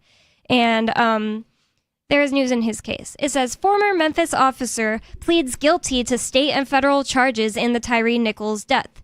Desmond Mills Jr. entered his plea during a hearing at the Memphis federal courthouse as part of a larger agreement to settle charges in state court as well. So one of the guys that killed him is pleading guilty now. Like, they were all pleading innocent before. It says, a former Memphis police officer changed his plea to guilty Thursday in the fatal beating of Tyree Nichols, becoming the first of 5 officers charged to reverse course. Desmond Mills Jr. entered his plea during a hearing at the Memphis federal courthouse as part of a larger agreement to settle charges in state court as well. It wasn't immediately clear how the 4 other officers planned to respond, and specifically whether they would follow suit. Their attorneys declined to comment on Mills' guilty plea.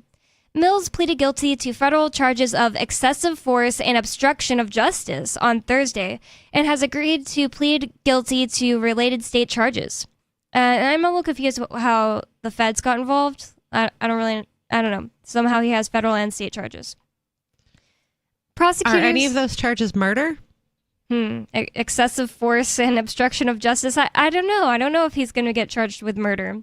Since he's a cop, they might call it something else. Murdering when you murder someone. Right? But that's like one thing Tim, our caller, Tim from the last segment brought up, that in some circumstances, when you murder someone, the government doesn't call it murder. Like in the Call of Duty or whatever, in action during like a military thing, if you kill someone, that's not killing. I can't remember the word that they call it, but it's not murdering in their rule book. And it is. I think that in reality it is, but in reality, like, you know, in any other way, like energetically, like karmically, physically, realistically, in any other way aside from, you know, government legal land words. Where things aren't real. Yep.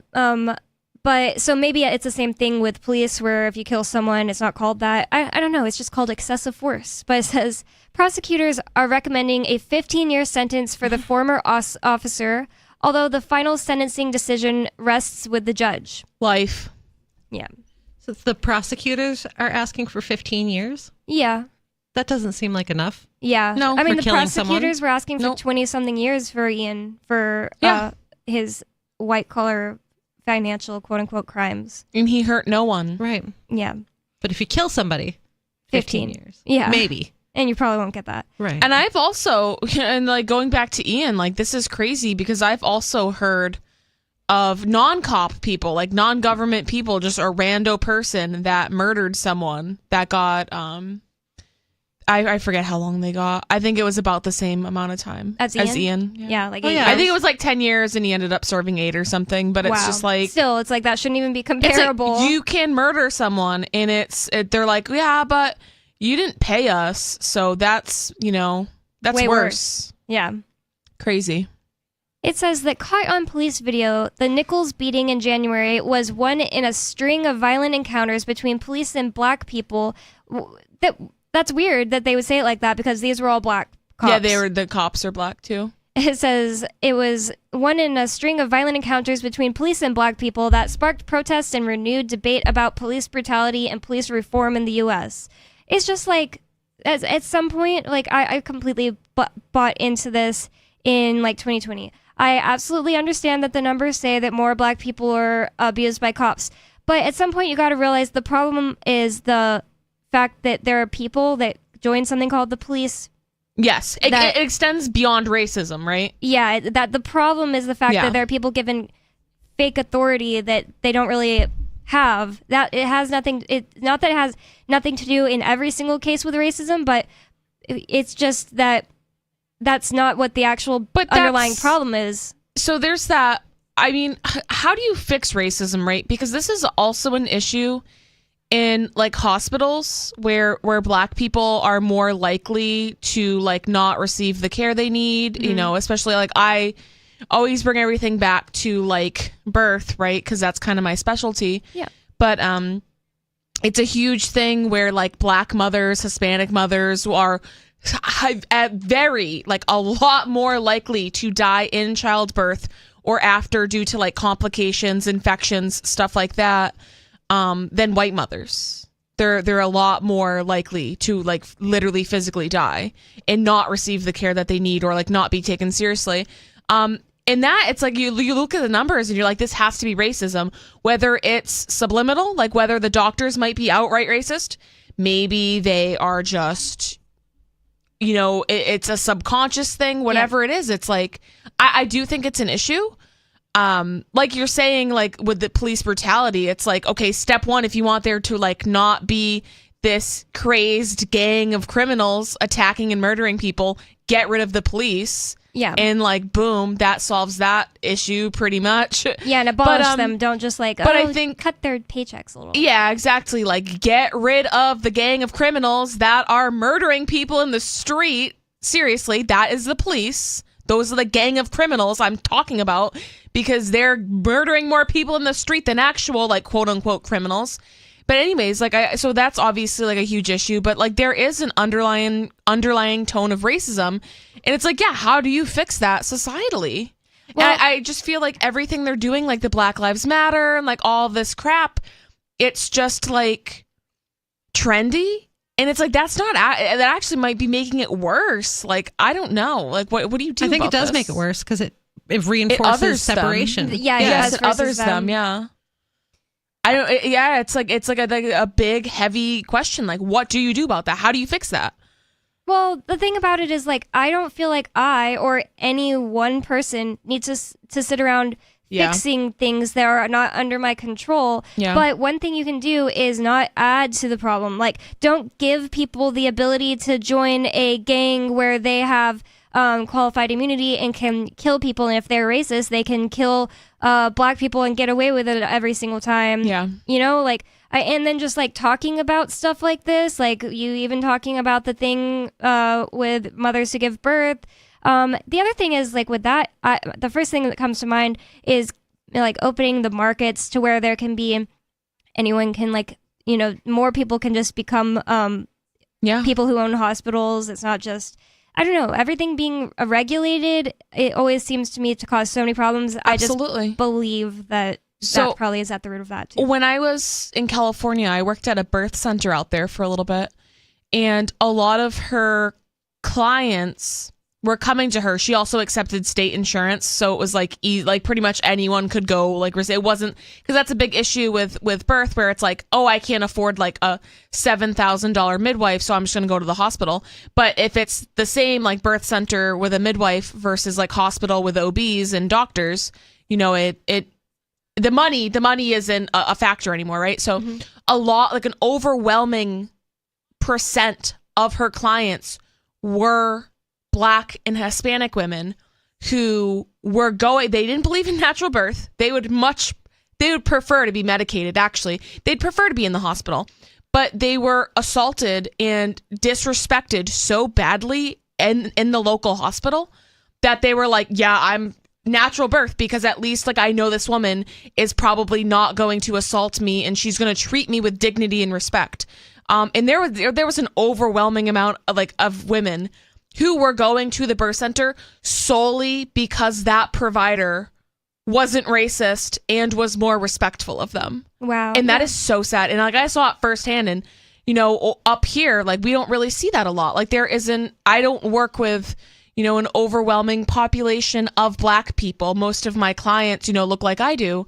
But it's really sad to think about. It's like I didn't realize it was that big of an issue until like I saw it firsthand. But it does sound like I'm right. If people have more choices. Exactly. No, and that was, yeah, kind of like what I was, you know, what I should have circled back to was if there was less restriction on the market and you didn't need like all of these licensures and certifications, and if women could just choose their providers based on what they actually wanted, then it would be a lot.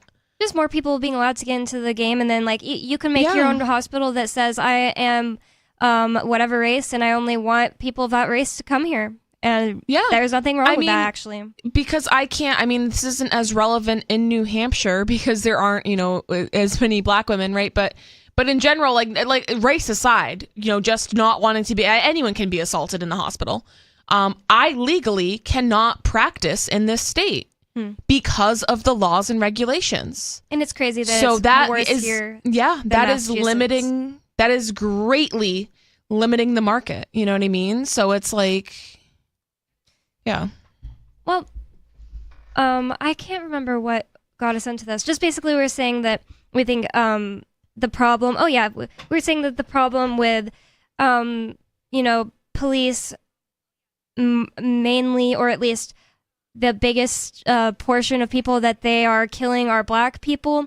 The problem doesn't get fixed by just, you know, having even like just protesting and stuff, or like making your Facebook post that day a black square. The problem only gets fixed when you go to the root of it, which is stop giving people fake authority that they don't actually have, and ability to kill people with qualified immunity. Stop giving a class of people the ability to do whatever they want to other people in the name of following orders and the law.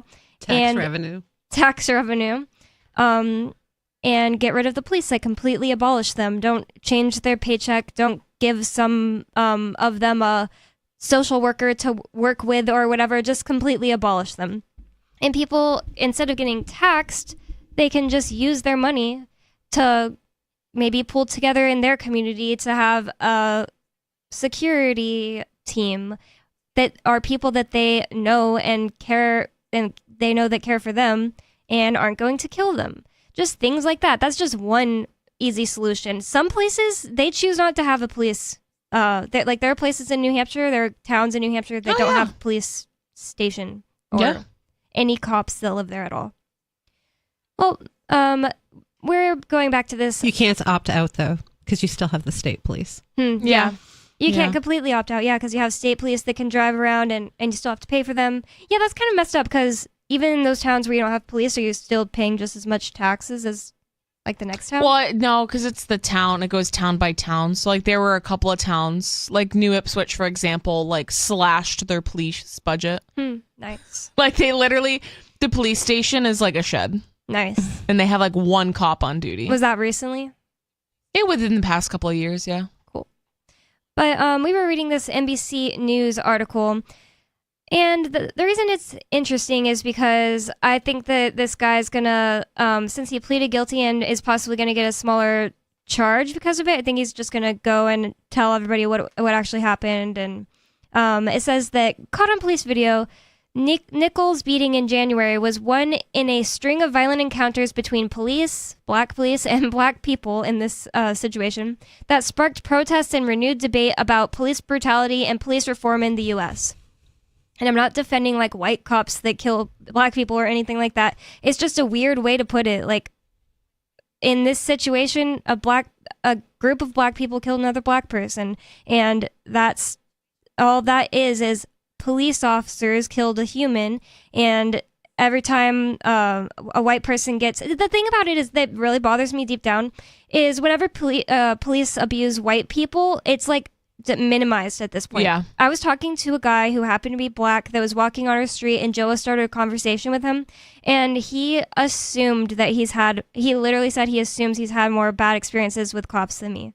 And I just had to laugh. Like, yeah, it's like, why are you assuming that? Like, you don't know. Yeah, it's just ridiculous.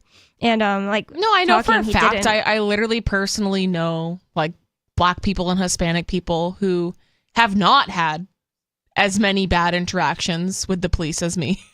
You know what I mean? I've just I just, it's not always related, you know? I think that some people fail to realize that like there are whole states of mostly white people, and in those states the cops are white and they're messing with the white people and ruining those white people's lives. Yeah. Or I don't know why it even has to be like, oh, well, I have had worst experiences than you. I didn't say anything like that. It's I just could have cops against people that they're abusing. Right. And just leave it at that. That's no exactly one should what be abused. That's exactly what I was keeping it and trying to have this conversation with this guy. The reason that this came up was because Joa is a cop blocker, and for some reason his job got brought up to this guy. He was like going around knocking for DeSantis.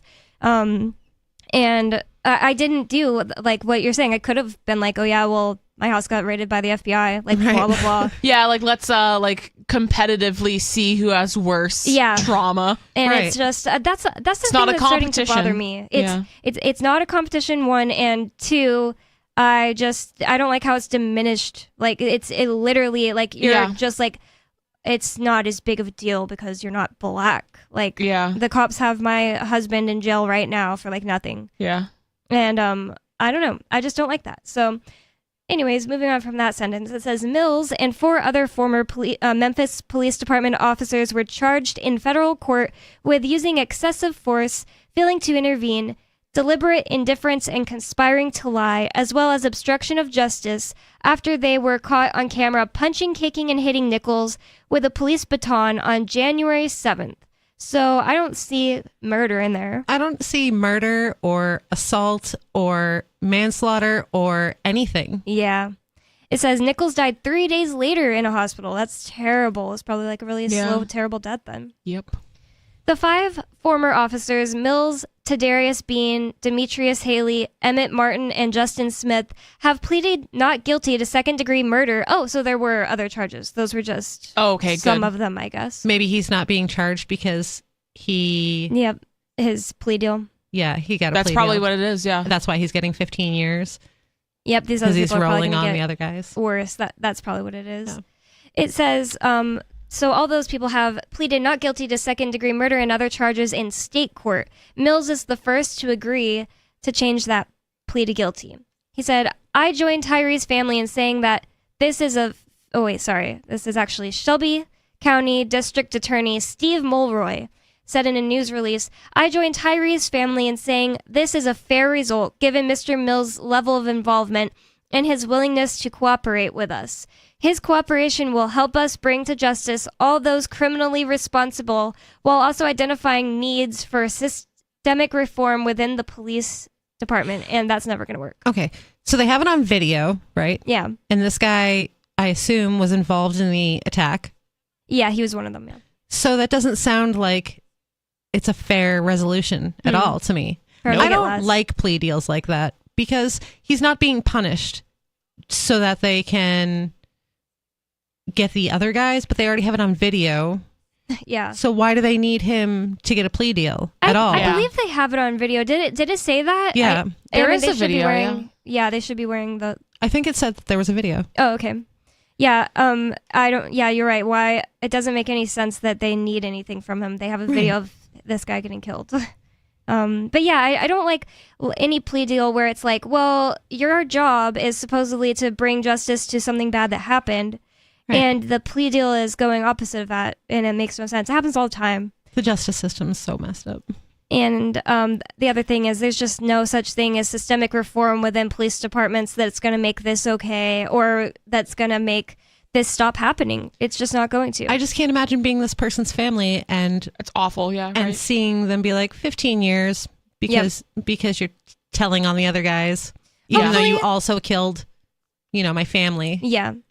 Hopefully the people in his, maybe not hopefully, that's kind of a mean thing for me to say. I don't know if I should say hopefully, but it's possible that the people in the prison that he goes to will make his life hard on him because snitches aren't, cooperators. Andy's a cop. Yeah. Aren't good. Yeah. Oh, yeah. And he's a cop. Yeah. That killed someone. No, I don't know. I don't think it's going to be very good for him in jail for those 15 years. Maybe he won't make it out. I don't know. Might not. U.S. District Judge Mark Norris has scheduled a May trial for the officers in the federal case. A trial has not been set in state court. I don't understand. I don't think it explained why there's a federal and a state case in this. Like, I don't think they cross state lines or anything like that. So that's pretty interesting. The 5 former officers. Maybe it's I was going to say maybe it's a hate crime, but. Well, but it can't be. They're not going to consider it that. All crimes are hate, real crimes are hate crimes. So yeah, anyway. Right, yeah. Isn't that, I'm going to punch you because I love you so much. Isn't that such a funny thing? They're like, oh, well, if it's a gay person or whatever, then it's a hate crime. What if you don't know? You know what I mean? What if you don't know they're gay? Is it still a hate crime? In Florida now? It depends, I think. Anything in Florida that was already a crime that is perpetrated against a Jewish person is now a hate crime. So you can automatically get 5 years. It's a double crime. Did that just happen? That was this year. Yeah, that was recently. Was that not since it was before October 7th. Okay. It's just what's his name, the governor I was going to ask there? if it was virtue signaling for the whole state. Right, yeah. It is virtue signaling either way. I don't understand why. I don't know if there was one specific thing that happened that made them have this law, but Ron DeSantis is all about Israel and stuff like that, like the state of Israel, so it doesn't surprise me. It's so silly. I can hate anyone. Yeah. I hate blondes. Now it's a hate crime against blondes. Right. I hate... Poor Nikki. She was just the first thing I looked at. Just the first thing I looked at. Yeah, it's just I hate people who, wear plaid. Yeah. I hate cops. Yeah. You know what I'm saying? So everything would be a hate crime if you're committing a violent act against someone. And the other thing about it is it makes things thought crime. Yes, because you don't know my intention. I could love gay people. Yeah. But just because I punched this guy in the face, maybe he's just a jerk. It has nothing to do with him being gay. Hate that specific gay person. Yeah. Yeah, right? You should only be charged for, if you assault someone, I don't think you this isn't my ideal legal system, but if you're going to be if we're going to live in this legal system, you should only be charged with punching someone because that's what you did. Right. Well, moving on, it says the 5 former officers who were charged are also black, which is capitalized, and that's really weird. They just want to make sure that you see that. Yeah. They were fired from the department, and the crime suppression team they were a part of disbanded after Nichols' death. However, and it was like the Scorpion Squad. Yeah, the Scorpion Unit. Oh, okay. That I just saw, yeah. So it's such peacocking too. That's disgusting, yeah. Scorpion Squad. It sounds like a stupid like DC comic book. Yeah, yeah, it does. The Scorpion Unit. We're so cool. It does sound like that. I'm gonna puke. However, members of the Scorpion Unit, there it is, have been moved to other teams. So there was more teams. Teams. There like, what is this? A game? Yeah, teams. Yeah. There were more people in the Scorpion Squad, I guess, or the Scorpion. I keep wanting to say that because it sounds better, but yeah, it sounds better. The Scorpion Unit. So, but they weren't either way, 5. it's a joke, so it doesn't matter which one you say. Yeah, they got moved to different teams after that because they just had to get rid of the whole Scorpion Unit altogether. Probably just terrible name now because people know about them killing Nichols. Kristen Clark, who leads the U.S. Department of Justice's Civil Rights Division, said at a September 13th news conference that the 5 former officers used excessive force, failed to advise medical personnel about Nichols' injuries, and conspired to cover up their misconduct. Okay, that's where the obstruction of justice is coming in. I didn't know where that was coming from.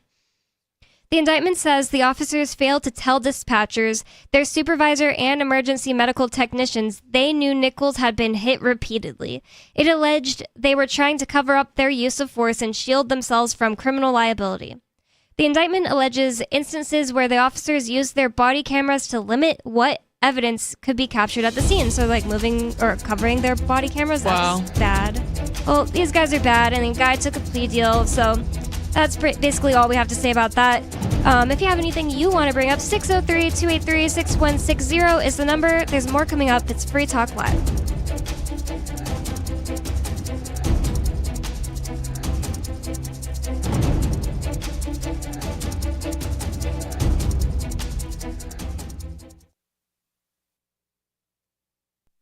On Free Talk Live, we're bringing people to the ideas of liberty every day. From wrestling superstars like Glenn Jacobs. You guys really are having an impact, I believe. Like I said, a lot of where I am now is due to listening to Free Talk Live. You changed my mind on some very important issues years ago. To random people tuning in on the radio. I was kind of stuck in the left-right paradigm. I heard your show by chance on a Saturday night. From there, I went on, joined the Free State Project, and become an amplifier. So, I mean, that's really the reason why I amp is because I know that if it wasn't for you guys being on as many stations as you are, I never would have found the ideas of liberty. You can help more people hear the message of liberty by joining Free Talk Live's AMPS program on Patreon for as little as $5 a month. And you'll get access to special perks. Visit amps.freetalklive.com, amps.freetalklive.com. There are basically 2 types of advertising, direct response and branding. Radio's great for direct response with its low cost to listener ratio, but audio can't be beat for branding, which is a longer-term endeavor. You want to be the first thing that someone thinks of when they think about your product or service. If you have a local business that you want kept top of mind in your community, call the station. If you need national reach, Free Talk Live's got around 200 radio stations, millions of monthly listening sessions, can suit all budgets, and if we don't think we're right for you, we'll tell you. Email me, mark@freetalklive.com.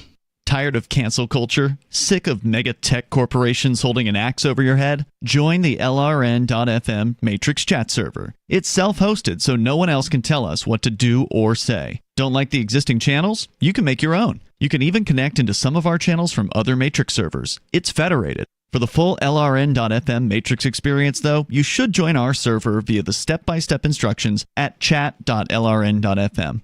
Chat.lrn.fm. You're listening to the live edition of Free Talk Live. Hour number 3 is next after the news here on the Liberty Radio Network at LRN.FM. From Feature Story News in Washington, I'm Caroline Malone. The United Nations Secretary-General Antonio Guterres has told the Security Council that the world must not look away from the humanitarian catastrophe in Gaza. The council is hosting a high-level meeting on the Middle East crisis, with several foreign ministers attending. Wednesday's meeting took place on the same day as the UN commemorates the International Day of Solidarity with the Palestinian people. Jody Jacobs reports from the UN headquarters in New York. This is the first open meeting on the Middle East crisis since the 15-member body passed a resolution in mid-November that allowed for the current humanitarian ceasefire, however fragile.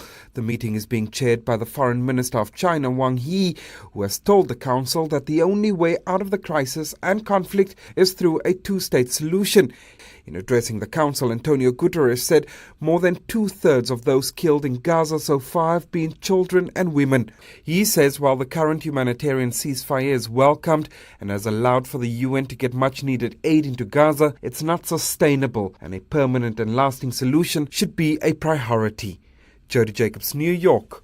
US President Joe Biden insists he's delivering on his promises for Americans across the country as he touted his green credentials on a visit to the largest wind tower manufacturer in the world. The trip to Colorado was postponed for weeks amid the spiralling conflict in the Middle East. Benji Hire reports. Whilst originally scheduled for last month, this outing is still timely. It comes as new Treasury analysis shows the impact of the White House's Inflation Reduction Act, with millions of dollars heading to counties with below-average wages that need this investment most. It's a chance for the president to boast about his agenda, but also take aim at political opponents, attacking Republican Party Representative Lauren Boebert, a Colorado lawmaker and Donald Trump ally, who Joe Biden calls dangerous and a massive failure. She claims Biden's economic policies are squeezing rural America. Benji Hire, Washington. Rosalynn Carter, the wife of former US President Jimmy Carter, has been laid to rest in her hometown in the state of Georgia. She's remembered as a loving wife, a groundbreaking First Lady, and a fierce advocate for mental health reform. She was honoured at a memorial service, as Tony Waterman reports. While Tuesday's remembrance was a public affair broadcast for the world to see, Wednesday's funeral will be private. A service will be held for Rosalynn Carter's family and invited friends at a Baptist church in Plains, Georgia, where the former First Lady lived most of her life. Her husband, Jimmy Carter, who she was married to for 77 years, plans to be buried beside her. Tony Waterman, Texas.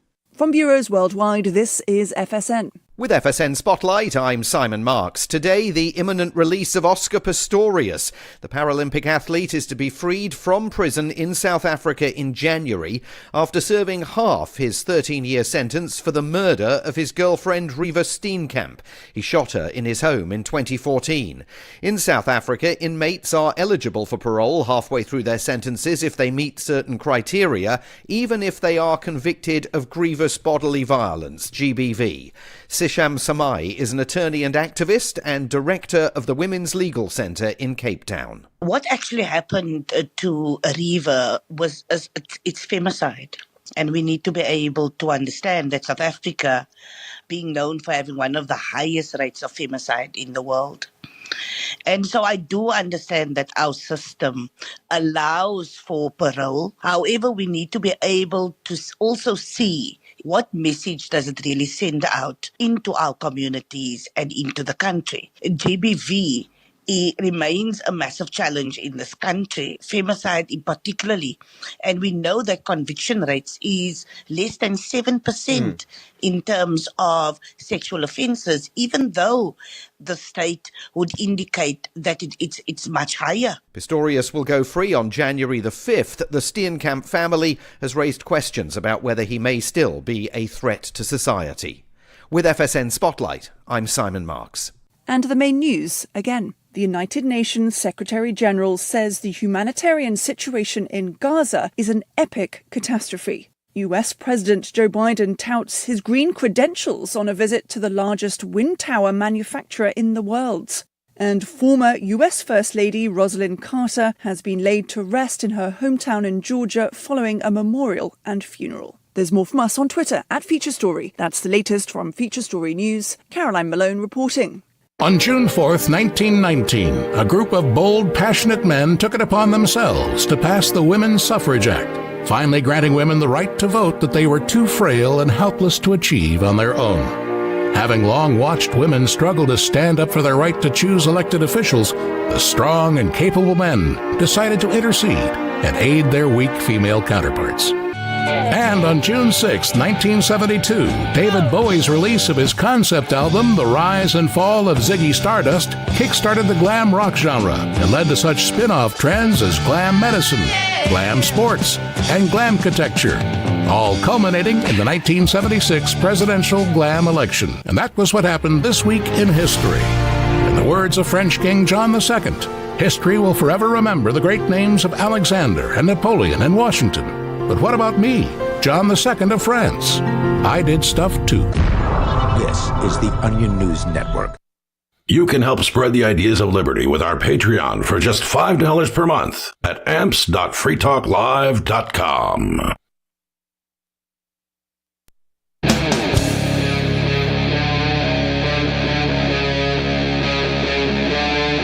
Free Talk Live.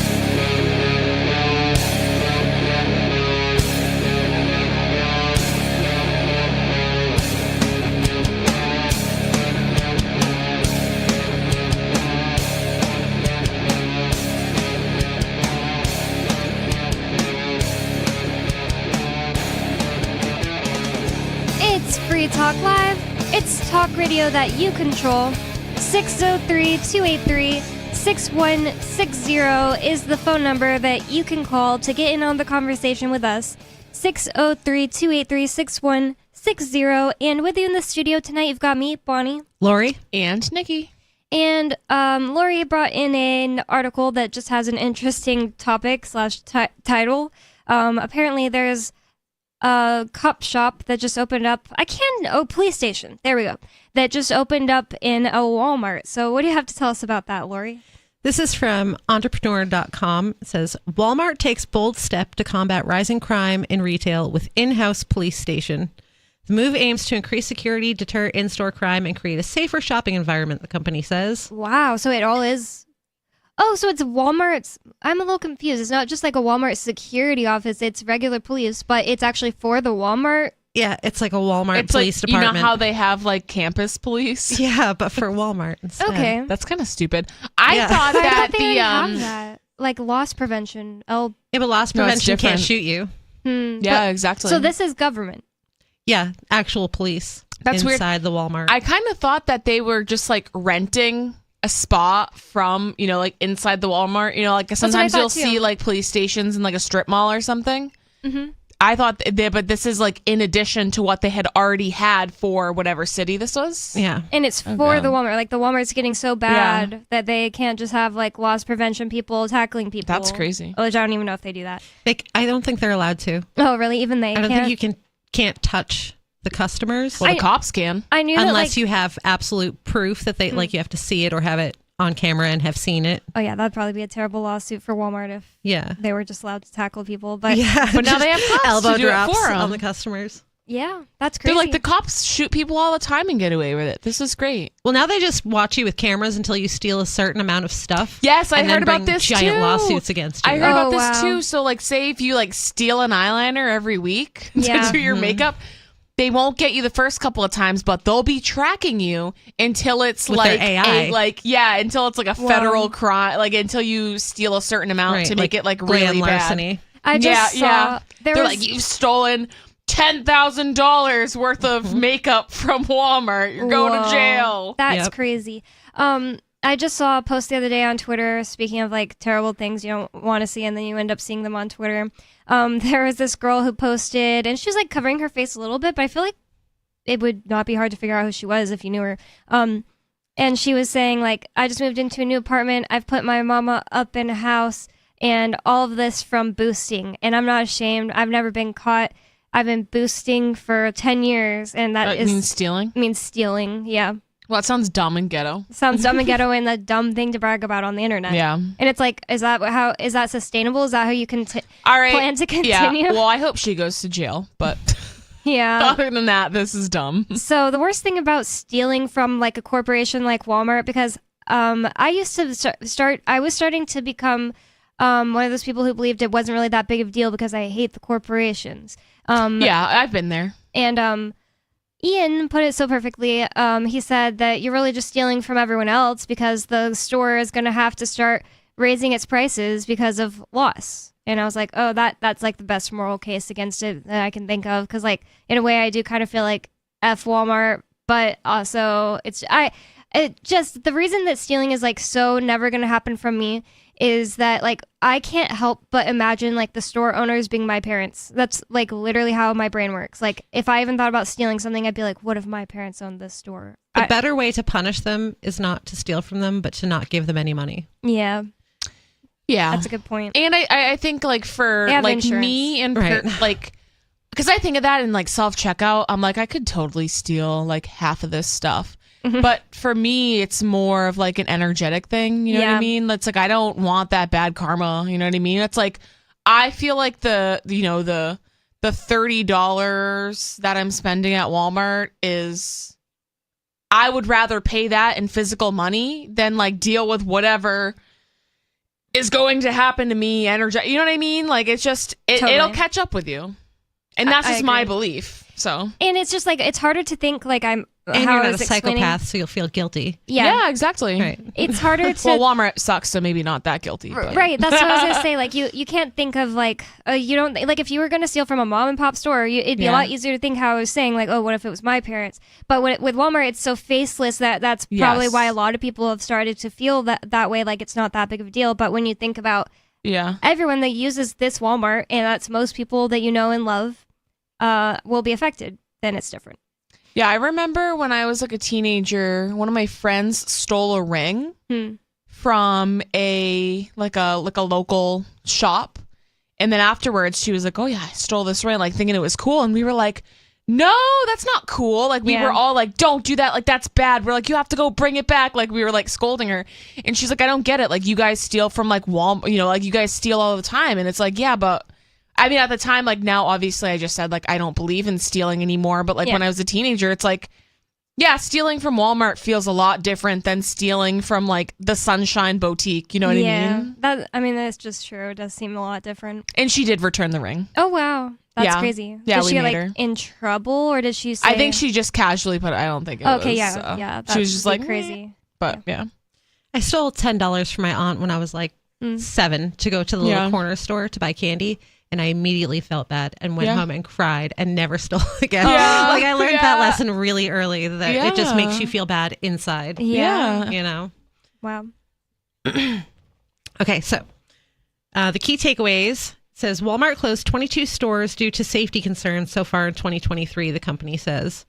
A recent survey found that 60% of retail employees reported encountering some form of violence in the past year.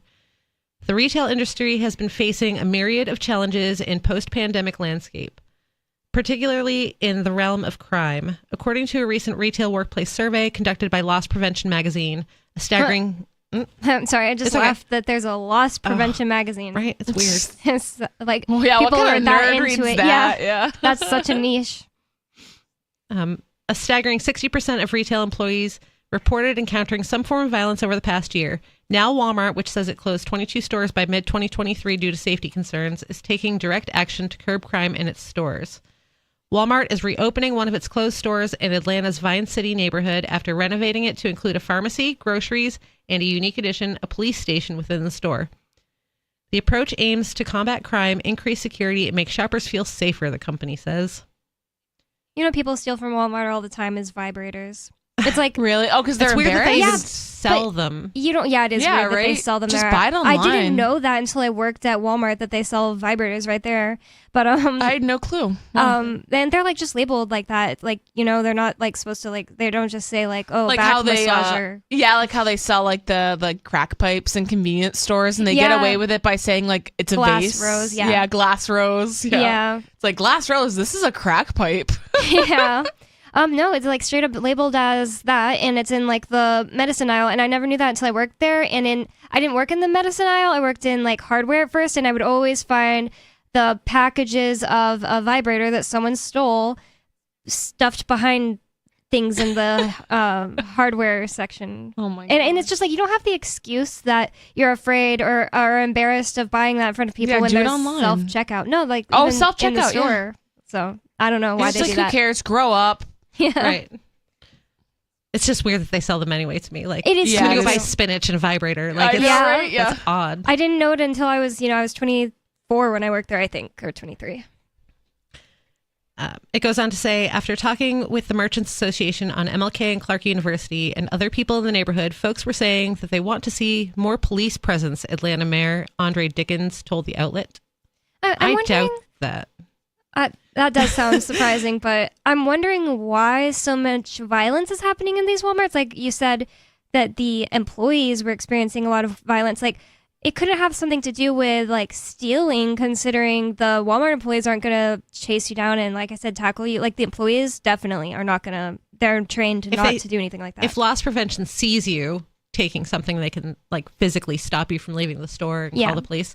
And you got to think, people are probably going in there on meth and stealing to sell things, and then they're already on meth or desperate. Yeah. And so then that a lot of times ends up in violence. Yeah. I've been to some skeezy Walmarts, and I could totally see some crazy person going in there and just like assaulting random people. I worked at a nice Walmart in a nice suburb of San Antonio. Like, this was like my favorite Walmart to go to even. And I had to stand over a bag of meth and wait for somebody to walk by. And then I was like, there's meth here. And my boss took a napkin and had to pick it up. Oh well, my I just gosh. assume it was meth. I don't really know what meth looks like. It was a little tiny baggie with really clear but kind of cloudy crystals in it. Like, I assume that's what meth looks like. I assume so. Sounds like it. I saw Breaking Bad. When I think about it, when I think about that, it's like, whoever dropped that meth was probably walking around looking for it. What if they saw me doing that? Like, that's scary. Yeah. Like, Right. luckily, I like don't some live there tweaker's anymore. gonna come after me. Yeah,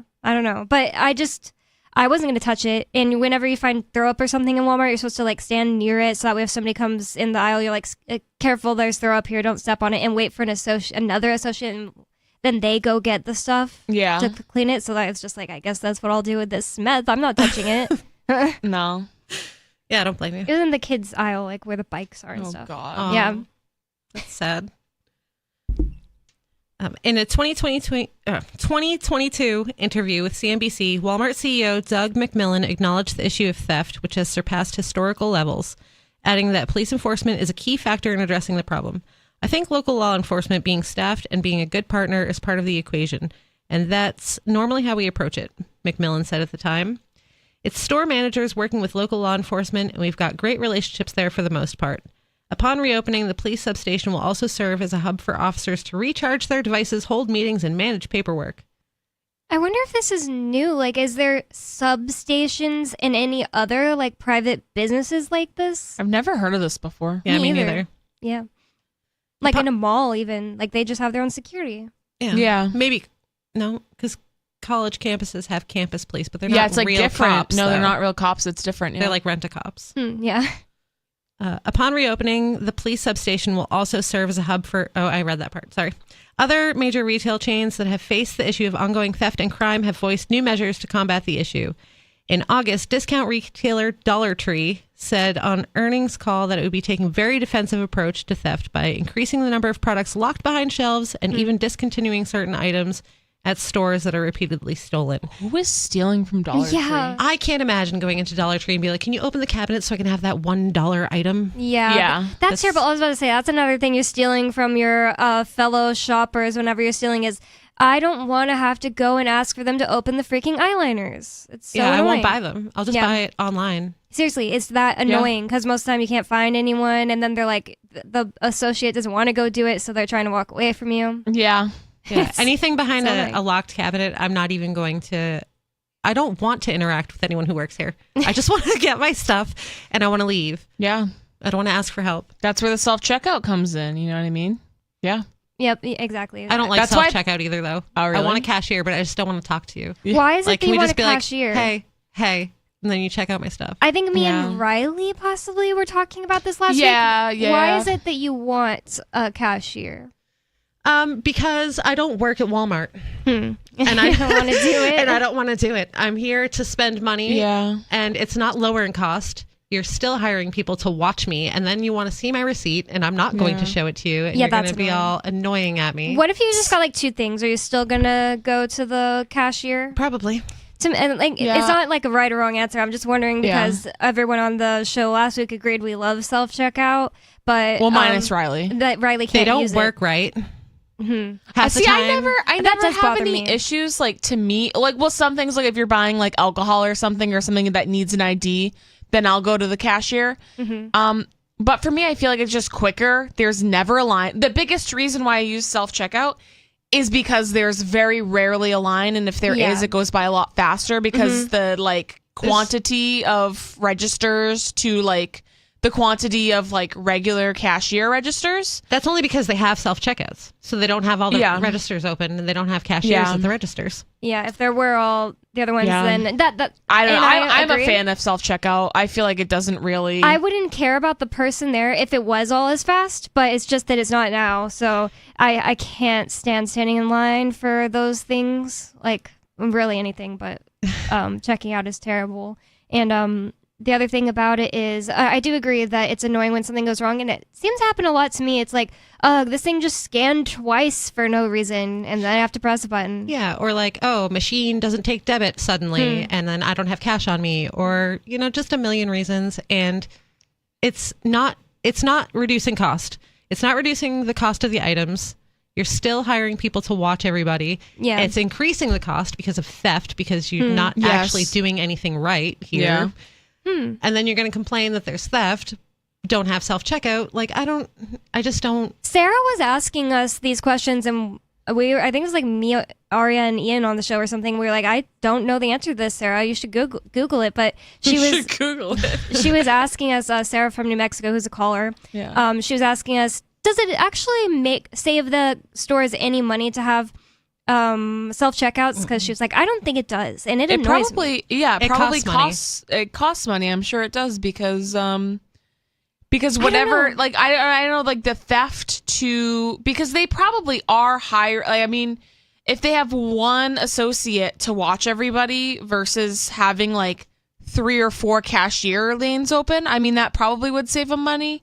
I would just think that why would they keep But doing then they it? had to have all these high-tech cameras to watch you, and all the new equipment to make sure that you're not scanning a 99-cent eyeliner for a $40 perfume or whatever. Yeah. And then hire all the door people and extra prevention loss prevention and all this. So it's not really saving any money. Yeah. That's weird. But like, why do they keep doing it then? Like Aldi in our town. In They Keene, just opened that. Yeah. They just opened, and theirs are really annoying because if you don't do something for it for 1 second, it yells at you. It starts saying like scan something or blah blah blah. Yeah, and it literally happens after like 5 seconds. Seriously. Everybody around me item. was complaining too. I was only used it that one time, and that was my complaint. And then I like started doing it so fast because I was like, I don't want it to yell at me. I don't want it to yell at me. I totally agree. I hated that part. Was that all about that story? That's the whole story. I just want to know, like, is that something that is new? Is that something that happens everywhere? Like, are there some Targets that have a police, quote, substation in them? I don't know. I won't I've shop never- anywhere where if I go in and there's cops patrolling in the store, I won't be shopping there. Can you remind me what was the state this was in? Alabama. Yeah, during COVID, that was my... Let me check and make sure I'm not lying to you. That was my biggest complaint was like going into Walmart and cops standing there trying to make sure that you had a mask on. Cops? That was happening at every Walmart I went to. Georgia. That's Georgia. crazy. Atlanta, Georgia. Oh, Atlanta, yeah. That's crazy. Yeah, that was so annoying and terrible. And like they always try to like act like they're just like do my job, being nice, and I would just give them a look like ew, like why are you here? Seriously. That was like my only form of activism before I moved here. I was just like I was always mean giving to cops like, dirty looks. Yeah, like if a cop tries to start a conversation with me, I look at him like, what's wrong with you? Because like I don't want to talk to you. Like I think cops need to be signaled that they're not appreciated, or like one time I was walking into the courthouse in Texas, and I parked in my spot. I was looking underneath my car to make sure that the parking spot there, or see what the number was, because I had to pay to park there. And then a cop jokingly was walking past me and said, "Are you trying to do something to my car?" Because I parked next to his car, and I was like, "No." And he was like, "I'm joking. Come on, lighten up." I was like, And I just like, it Don't looked tell like, me to lighten ew. up. Yeah. Don't even talk to me. No. What kind of joke is that anyway? Like, you're actually threatening me, basically. by I saying, really hate like the we're cops and also adorable. Like you see the God. Yes, Facebook no, reels and stuff. I hate it. You don't get to Adorable. threaten people with guns Right. and then make cute videos with puppies. Like you don't. No. That's not how it works. These girls It's I used to gross. work with at the hospital, they like, like a lot of especially nurses, they're like, oh, a man in uniform. Oh, God. It's terrible. And they were like watching these TikToks, and one girl like showed it to me because she thought I would be into it. Surprise, I was not into it. That's so terrible. It I've was never met anyone that talks like that. Like, military, yes, but police, no. It was so cringy. So let me paint this picture for you. It was a TikTok that this cop made. His cruiser was in the background, like parked at an angle, and the lights were going off. And he's like slow, like seductively walking up towards the camera. And he's like, I don't remember exactly what he was doing, but it was supposed to be like, oh, he's being hot, like he's attractive. What the heck? And she showed it to me and was like, look at how hot this guy is. And I was like, no. And then so I'm like, oh, we're gonna pay him. This is what we're spending our taxpayer dollar on. And they were like, oh, they were like, You're not fun. Yeah, they were Yeah. like, this is not the reaction we were expecting. Listen, from I you. can understand it with only firefighters. I don't understand it with military, but I have seen girls that are that way. And it's weird and gross, but I can only understand it with firefighters. Yeah, because they're not going to shoot your dog. Yeah, they're not going to shoot like your dog. actually helping people. I mean, it'd be even better if they were like private firefighters, but I don't think that's really a thing.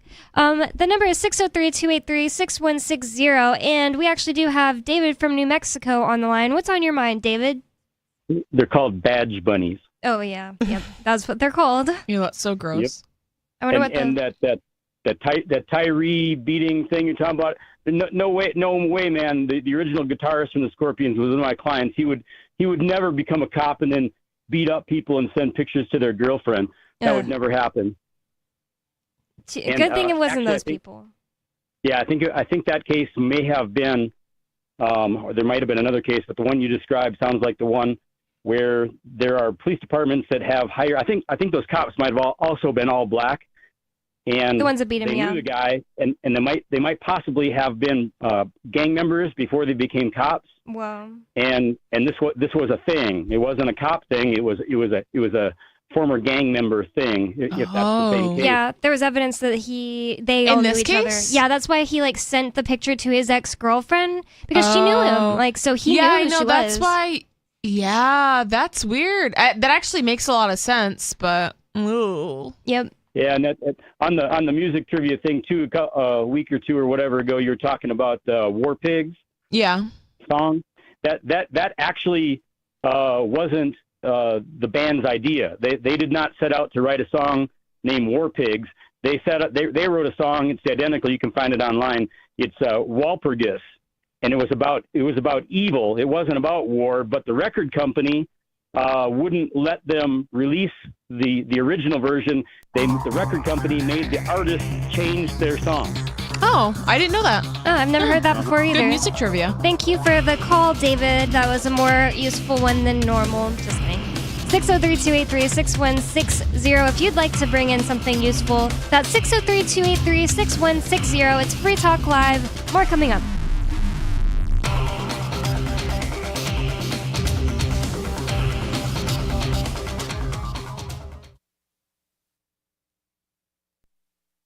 Join liberty-minded voluntarists, anarchists, and libertarians from June 13th through the 16th for the 8th annual Fork Fest at Rogers Campground in the beautiful White Mountains of New Hampshire. Fork Fest is a fork of the Porcupine Freedom Festival, which has sold out in recent years. Fork Fest happens the weekend before the Porcupine Freedom Festival. Fork Fest is decentralized, which means that there's no ticket cost and no one is in charge.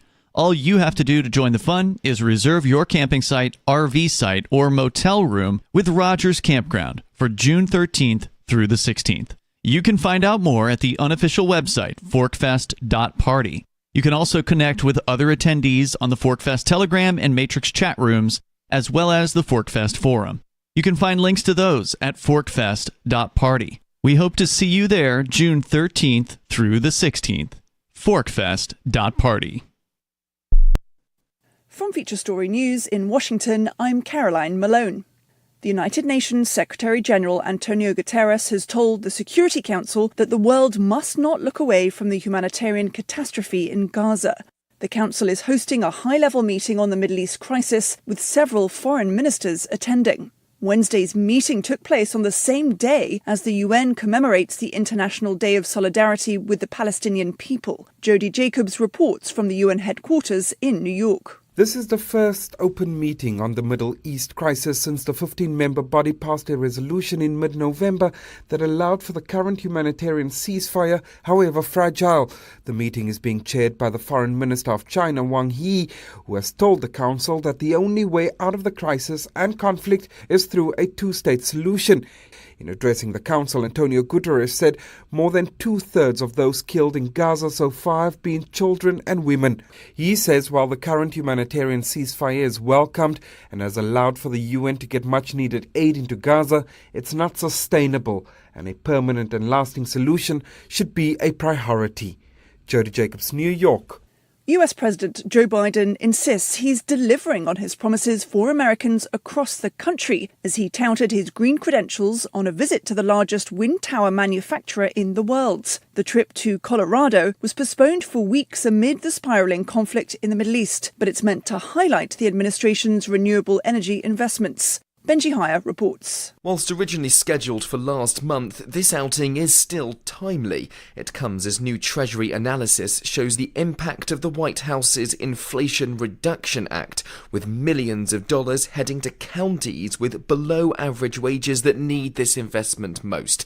It's a chance for the president to boast about his agenda, but also take aim at political opponents, attacking Republican Party Representative Lauren Boebert, a Colorado lawmaker and Donald Trump ally, who Joe Biden calls dangerous and a massive failure. She claims Biden's economic policies are squeezing rural America.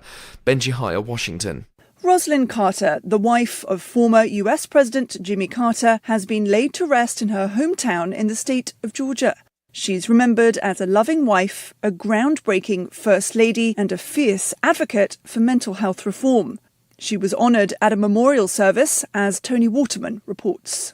While Tuesday's remembrance was a public affair broadcast for the world to see, Wednesday's funeral will be private. A service will be held for Rosalynn Carter's family and invited friends at a Baptist church in Plains, Georgia, where the former First Lady lived most of her life. Her husband, Jimmy Carter, who she was married to for 77 years, plans to be buried beside her. Tony Waterman, Texas. Yep, we still do email. Drop your email address in the entry box at freetalklive.com, and you'll be kept in the loop with Free Talk Live.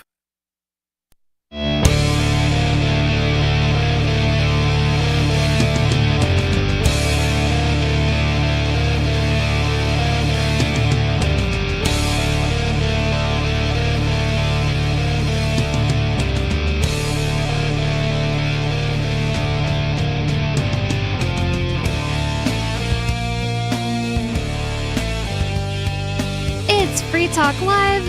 It's talk radio that you control, and 603-283-6160 is the phone number that you can call to bring up whatever is on your mind. That's 603-283-6160, and with you in the studio tonight, it's me, Bonnie, Lori, and Nikki. And in the last segment, we were talking about cops moving into a Walmart, which is so weird. I mean, it's kind of like the logical next step after they were like acting like Walmart employees during COVID, like when all the other stores were closed and you could only shop at Walmart because somehow germs don't go in Walmart, they only go in mom and pop stores. And the cops would be standing outside. At least Nikki sounded surprised, so I guess you hadn't seen this, but in San Antonio, that's how it was. They were not doing that up here, I don't think. They had these stupid lines outside. Or like things that created a line outside that you had to walk through, like I remember that, to get into the door, and a cop would be standing there like, gotta pull it up about your mask or whatever. Oh my gosh. See, they only did the weird line thing for like a little bit. And I remember it was after a night shift. I'm like wearing scrubs, right? And walking into Walmart, and they had that stupid line thing, and I was kind of just like, I'm tired. I'm like, oh, whatever. I'm just like trying to, I'm on a mission. And someone was like, "Thank you for your service." And I was like, so confused. I'm like, do I look like I'm in the military? Like, why are you saying this to me? I guess it was because it was like COVID and I was wearing scrubs. Yeah. And I wanted to be like, dude, I'm a CNA. You won't believe like, it. I literally am changing diapers for a living. Like, I work in a nursing home. People said that like, to what me do you, what? once in a blue moon for delivering Uber Eats. Like, That's all. Yeah, I actually love that. I think that's so dumb, actually. It is so dumb, but it's pretty funny. Like the first time, and I was still actually scared of COVID that I started delivering Uber Eats, I was like wearing gloves. And the thing is... Oh, they were saying it because of COVID? Yeah. Oh. I wasn't doing it... I wasn't scared of COVID because I believed what the government was saying. I was scared of COVID because I totally believed that the government would kill us with all of the germ. yeah. But I had to make money, and no one was on the roads, and it was the most amazing time ever to do Uber Eats. You could get everywhere fast. You're getting so Probably many made orders. a ton of money too. Yeah. Yeah, I did right at the beginning, and so like I was like wearing gloves places, and people said the same thing to me, like thank you for your service, like being out there doing it. The ones that did actually pick it up in person. So stupid. I think the Walmart police stations kind of make sense, though, because they're like the two biggest businesses in America. Right, yeah. The government and Walmart. Yeah, teaming up finally. The government wouldn't let them become a bank, but they'll let them be a police station. Well, I guess.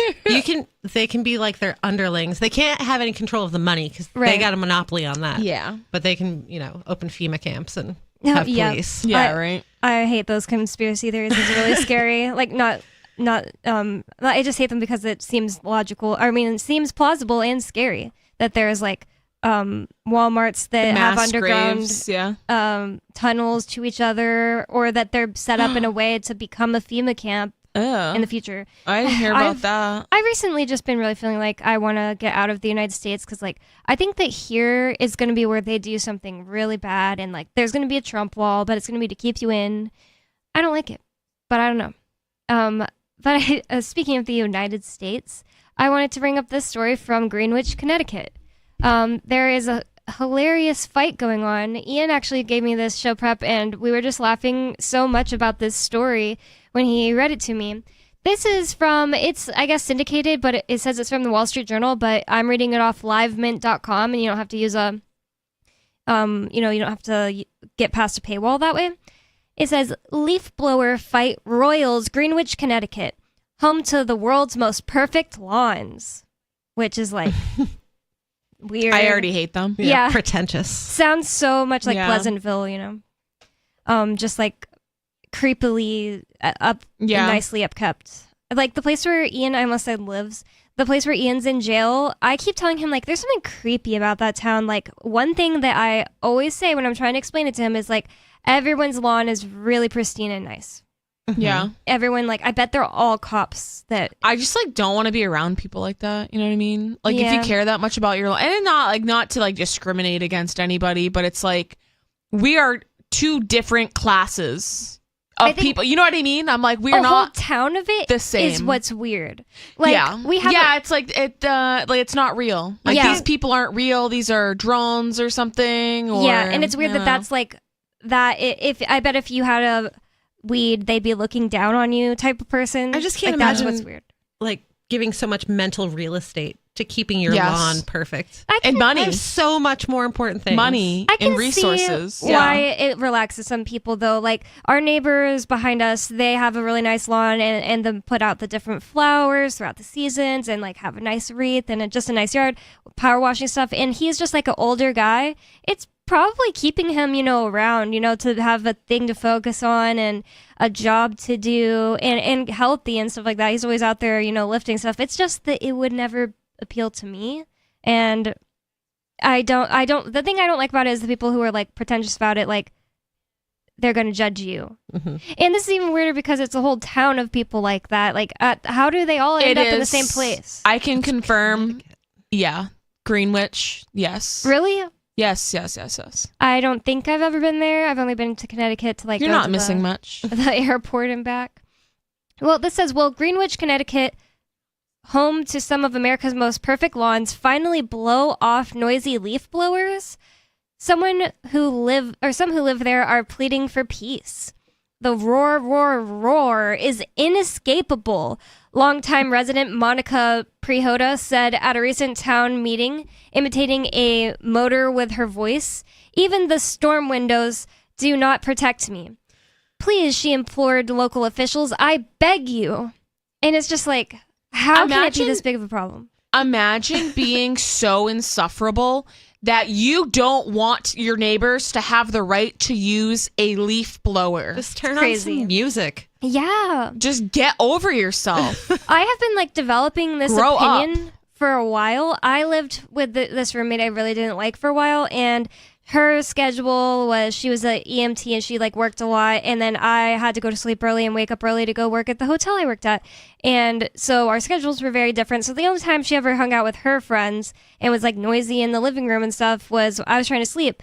So I would wear headphones to sleep and fall asleep with a fan noise from YouTube playing, and I still basically do that except without the headphones now, because I don't need it that to be like that noise canceling as I used to. But I didn't want to ever be like, I wasn't passive with this girl. Like when I had problems with her, I would tell her. But I didn't want to. I didn't feel I had a right to make her not be talking to her friends in the kitchen. It's just like I needed to sleep, and I just feel like it's kind of your responsibility to be able to live in a place where to make it to where your home isn't too quiet, because like outside of your home you don't have control over that. And in my case, outside of my room, I didn't have control. That's the thing. Like you can't outlaw leaf blowers because you don't like the sound. Like that's ridiculous. Like lawnmowers. I can name so many things that make Those seem noise. louder, yeah. Those are way louder. Yeah. You know what I mean? It's like it's autumn, the leaves have fallen, and people are doing landscaping. You know what I mean? Like this is just, and I don't live it's in ridiculous. A house that's like super soundproof or anything like that. And we live in New Hampshire, so leaves fall, and I've never really like sat around and been like, oh my God, the noise, you know? Yeah, because you have stuff to do. This is a very rich area. This woman's probably retired. She has nothing better to do. Like there is nothing going on in her life. So she has to like file a complaint with the town. She's like, this is the level of busybody that is just disgusting to me. Yeah, it really does sound like that's it's what it is. Insufferable. She's in a town meeting saying, please, I beg you. Like she's begging them. Get so crazy. Go put on like People's Court and shut up. Like, oh my gosh. Literally though, it seems like they just are focusing on it because they want to, because they're busybodies. More than 100 cities nationwide, including some near Greenwich, restrict loud leaf blowers. But the Tony, New York City suburb, is this supposed to say tiny? But the Tony, New York City suburb that is home to billionaires and hedge funds has long refused to turn over a new leaf. Town leaders decades ago exempted gas-powered blowers from Greenwich's noise ordinance. Now, a coalition of residents called Quiet Yards Greenwich is being anything but quiet, raking through reams of documents and citing a case from the 17th century about a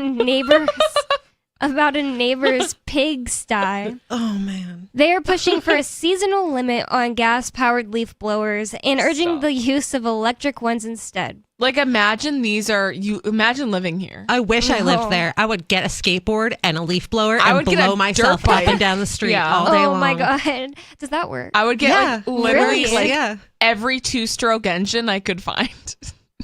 Right? And the other thing I had get a drum set, weed whacker, my yard. Yeah. The only thing I hadn't really thought about is like, are gas ones that much more electric? Because maybe all my neighbors have electric. I would think that gas would be way more common. They are a lot louder. And it's like, but it's more common because it's like a two-stroke engine. It sounds like a dirt bike. And what's it called? Lawnmowers are more common. So. Oh, absolutely. Yeah. And I feel louder. like electric. I was going to say appliances, but electric tools like that are kind of like a relatively new thing. I feel like those have gained popularity in the last like 5 years or so. Yeah. But a lot of people like them. Like I'm sure it'll phase out. So I guess people just will have to use that if they live in Greenwich, Connecticut. But it is just funny because it's so close to New York City. And I'm like, imagine living in like Harlem, New York City in an apartment and being like, I'm complaining about the noise. Yeah. Yeah, you can't do that. No. Right. That's no, like other people live here. I hope but these are like the rich suburban, like New York City people. So I hope every person that lives there that complains gets a nest full of blue jays right outside their window. Oh God, those are the worst. I had so many birds outside my window when I lived in Utah for a while. I was like researching every way to do it. And actually that I forgot is actually when I found out about sleeping with my fan noise The on in Blue my Jays? headphones. But the other example is just like an example where I didn't control other people to sleep. But yeah, it wasn't necessarily Blue Jays. It was just birds outside my house. Oh, blue jays scream though. Yeah, they are. They're loud. Yeah. I thought you just chose a bird. No, They're big. those are loud. those are bad. But that is like an awesome insult. Like I hope I hope a family of blue jays built a nest right outside your bedroom window. That is a horrible thing to wish on someone. It goes on and it says, so there was this group, Quiet Yards Greenwich, that they're raking up documents from the 17th century and trying to push for a limit on gas-powered leaf blowers and urging the use of electric ones instead. But it says, in fierce opposition are some landscapers who've already invested in gas-powered equipment. Yeah. Reasonable. I totally respect your desire to go green, organic lawn care, electric cars, healthy organic food, but it's your choice. Roberto Fernandez, a Greenwich resident and owner of a local landscaping company, said at the town meeting, don't force homeowners and professional landscapers and tree companies to go and think like you. After testing electric blowers, Fernandez concluded they weren't strong enough. That makes sense. So yeah, that's like a really messed up thing. Like this company could get really done bad by, for this law if this passes. Absolutely. Yeah, it could completely screw them over, as most laws do to businesses. It completely makes sense that the electric ones are just not strong enough. Especially, and think of it. So electric ones, like you need the batteries are expensive. Yeah. So imagine like your landscaping company. You're using this equipment all day long, maybe on multiple lawns. It's easier for you to just carry around gas with you versus the batteries, because you have to charge the batteries for like a home use situation. It's a little bit more practical. But if you're like using it on, like if you're a landscaper and you're using it on like, a larger scale. I know my tiny one yard had like 1 million leaves in it. Yeah. And we only have like 4 trees, I think. Yeah, if you're using on a really big scale, not only are the batteries and the charging the batteries going to cost you money, but it's just not going to be as efficient. If you're taking like twice as long to do this, you're paying your people twice as long or twice as much money. Yeah. It says, after testing electric blowers, Fernandez concluded they weren't strong enough. They weighed more than traditional blowers and required charging too frequently. That's the other thing.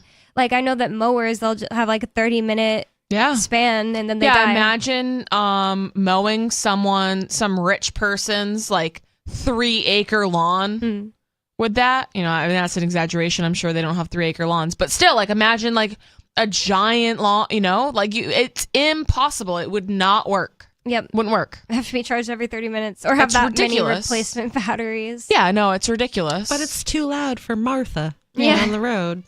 Says the leaf blower debate has split Greenwich's landscaping industry.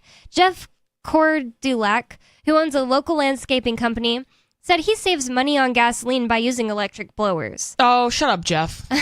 His employees wield 2 handheld ones at the same time, and they work fine. So one employee holds 2, and then he's like, it's fine. Yeah. It's the employees that have to deal with it. They have to have one in each hand. Yeah. So that they make up for the fact that they only work half as good. This guy is just kind of a cuck in some way. People. Like, I don't know what's up with him. I don't like this His guy. wife definitely cheats on him. It says they blow very strong, said Cordulac, who supports putting limits on gas-powered blowers. He's getting paid off by Martha. Yeah, seriously. He says they blow very strong. We throw leaves around.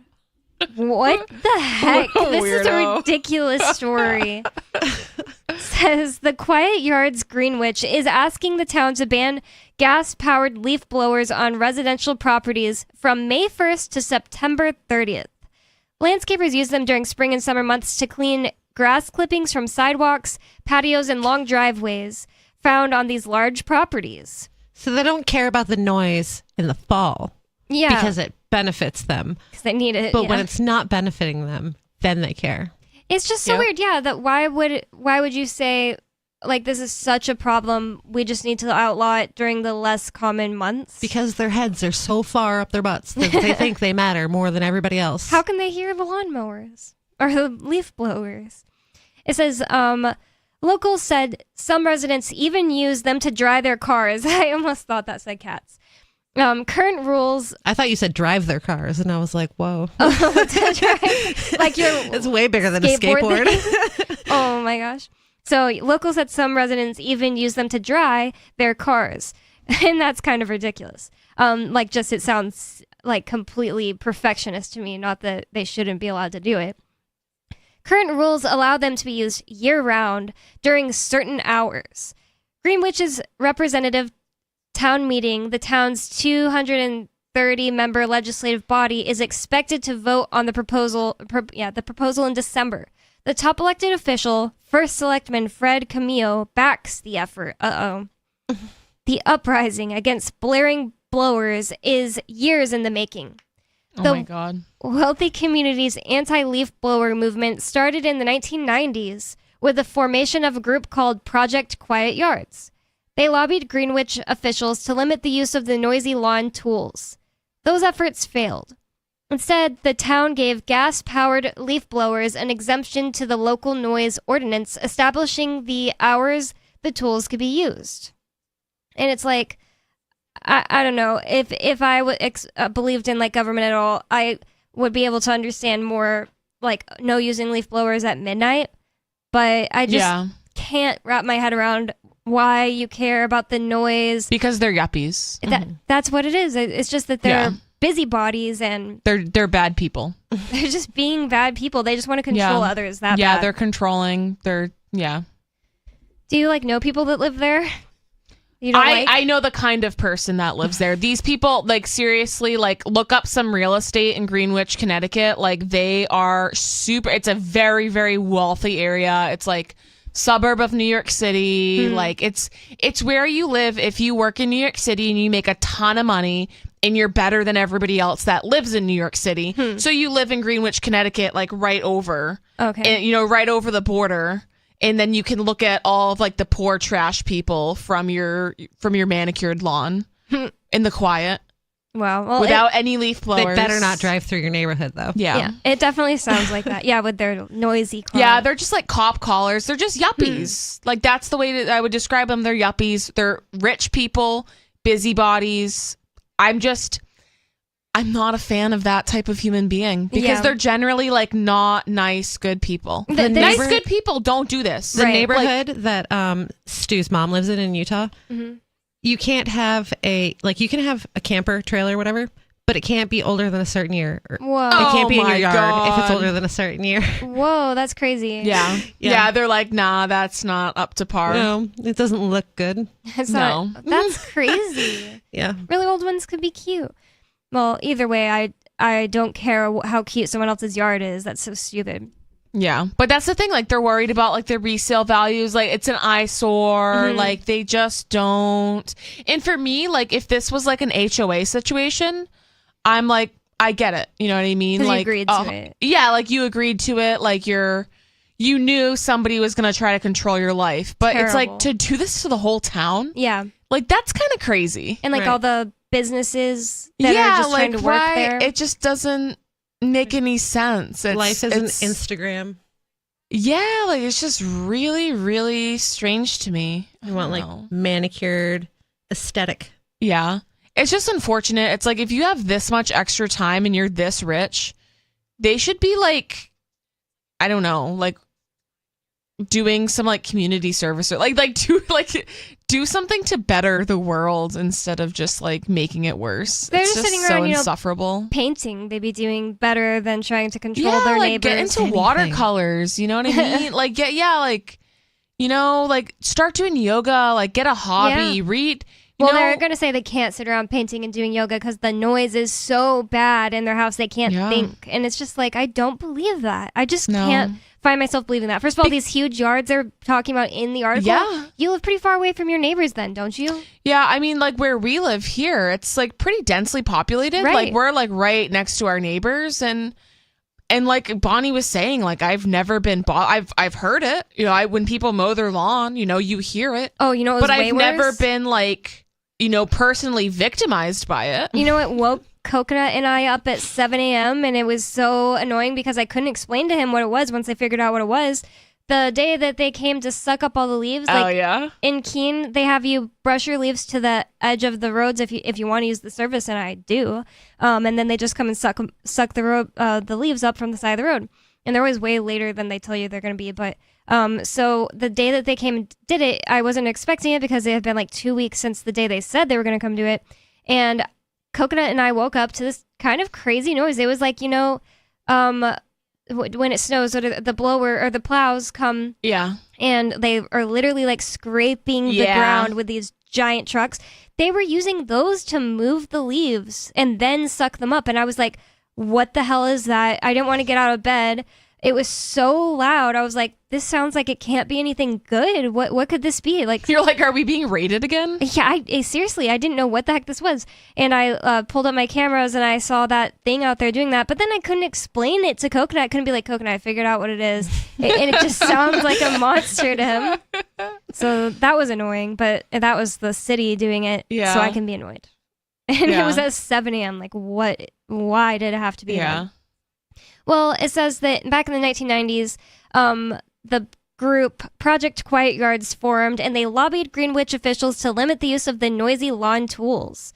Those efforts failed. Instead, the town gave gas-powered leaf blowers an exemption to the noise ordinance, establishing the hours the tools could be used. A decade later, a new coalition dubbed Citizens Against Leaf Blowers Mania Citizens Against Leaf Blower Mania unsuccessfully took up the cause. I'm so confused. Against Leaf Blower Mania? It sounds like you guys are the ones with the Leaf Blower Mania. Like, you guys are the ones that are manic about this, not the people who are just using their leaf blowers. But when the pandemic forced residents to stay home, many faced a roaring symphony of leaf blowers during work and school. A group of fed-up locals organized Quiet Yards Greenwich in 2021. This woman, Elizabeth Dempsey, says, I can hear it in my house all day, and she's a 61-year-old former banker. It's been Free Talk Live. You can visit us at freetalklive.com. It's been a nice Wednesday night show, and you can call in tomorrow if you have anything you didn't get in. Peace.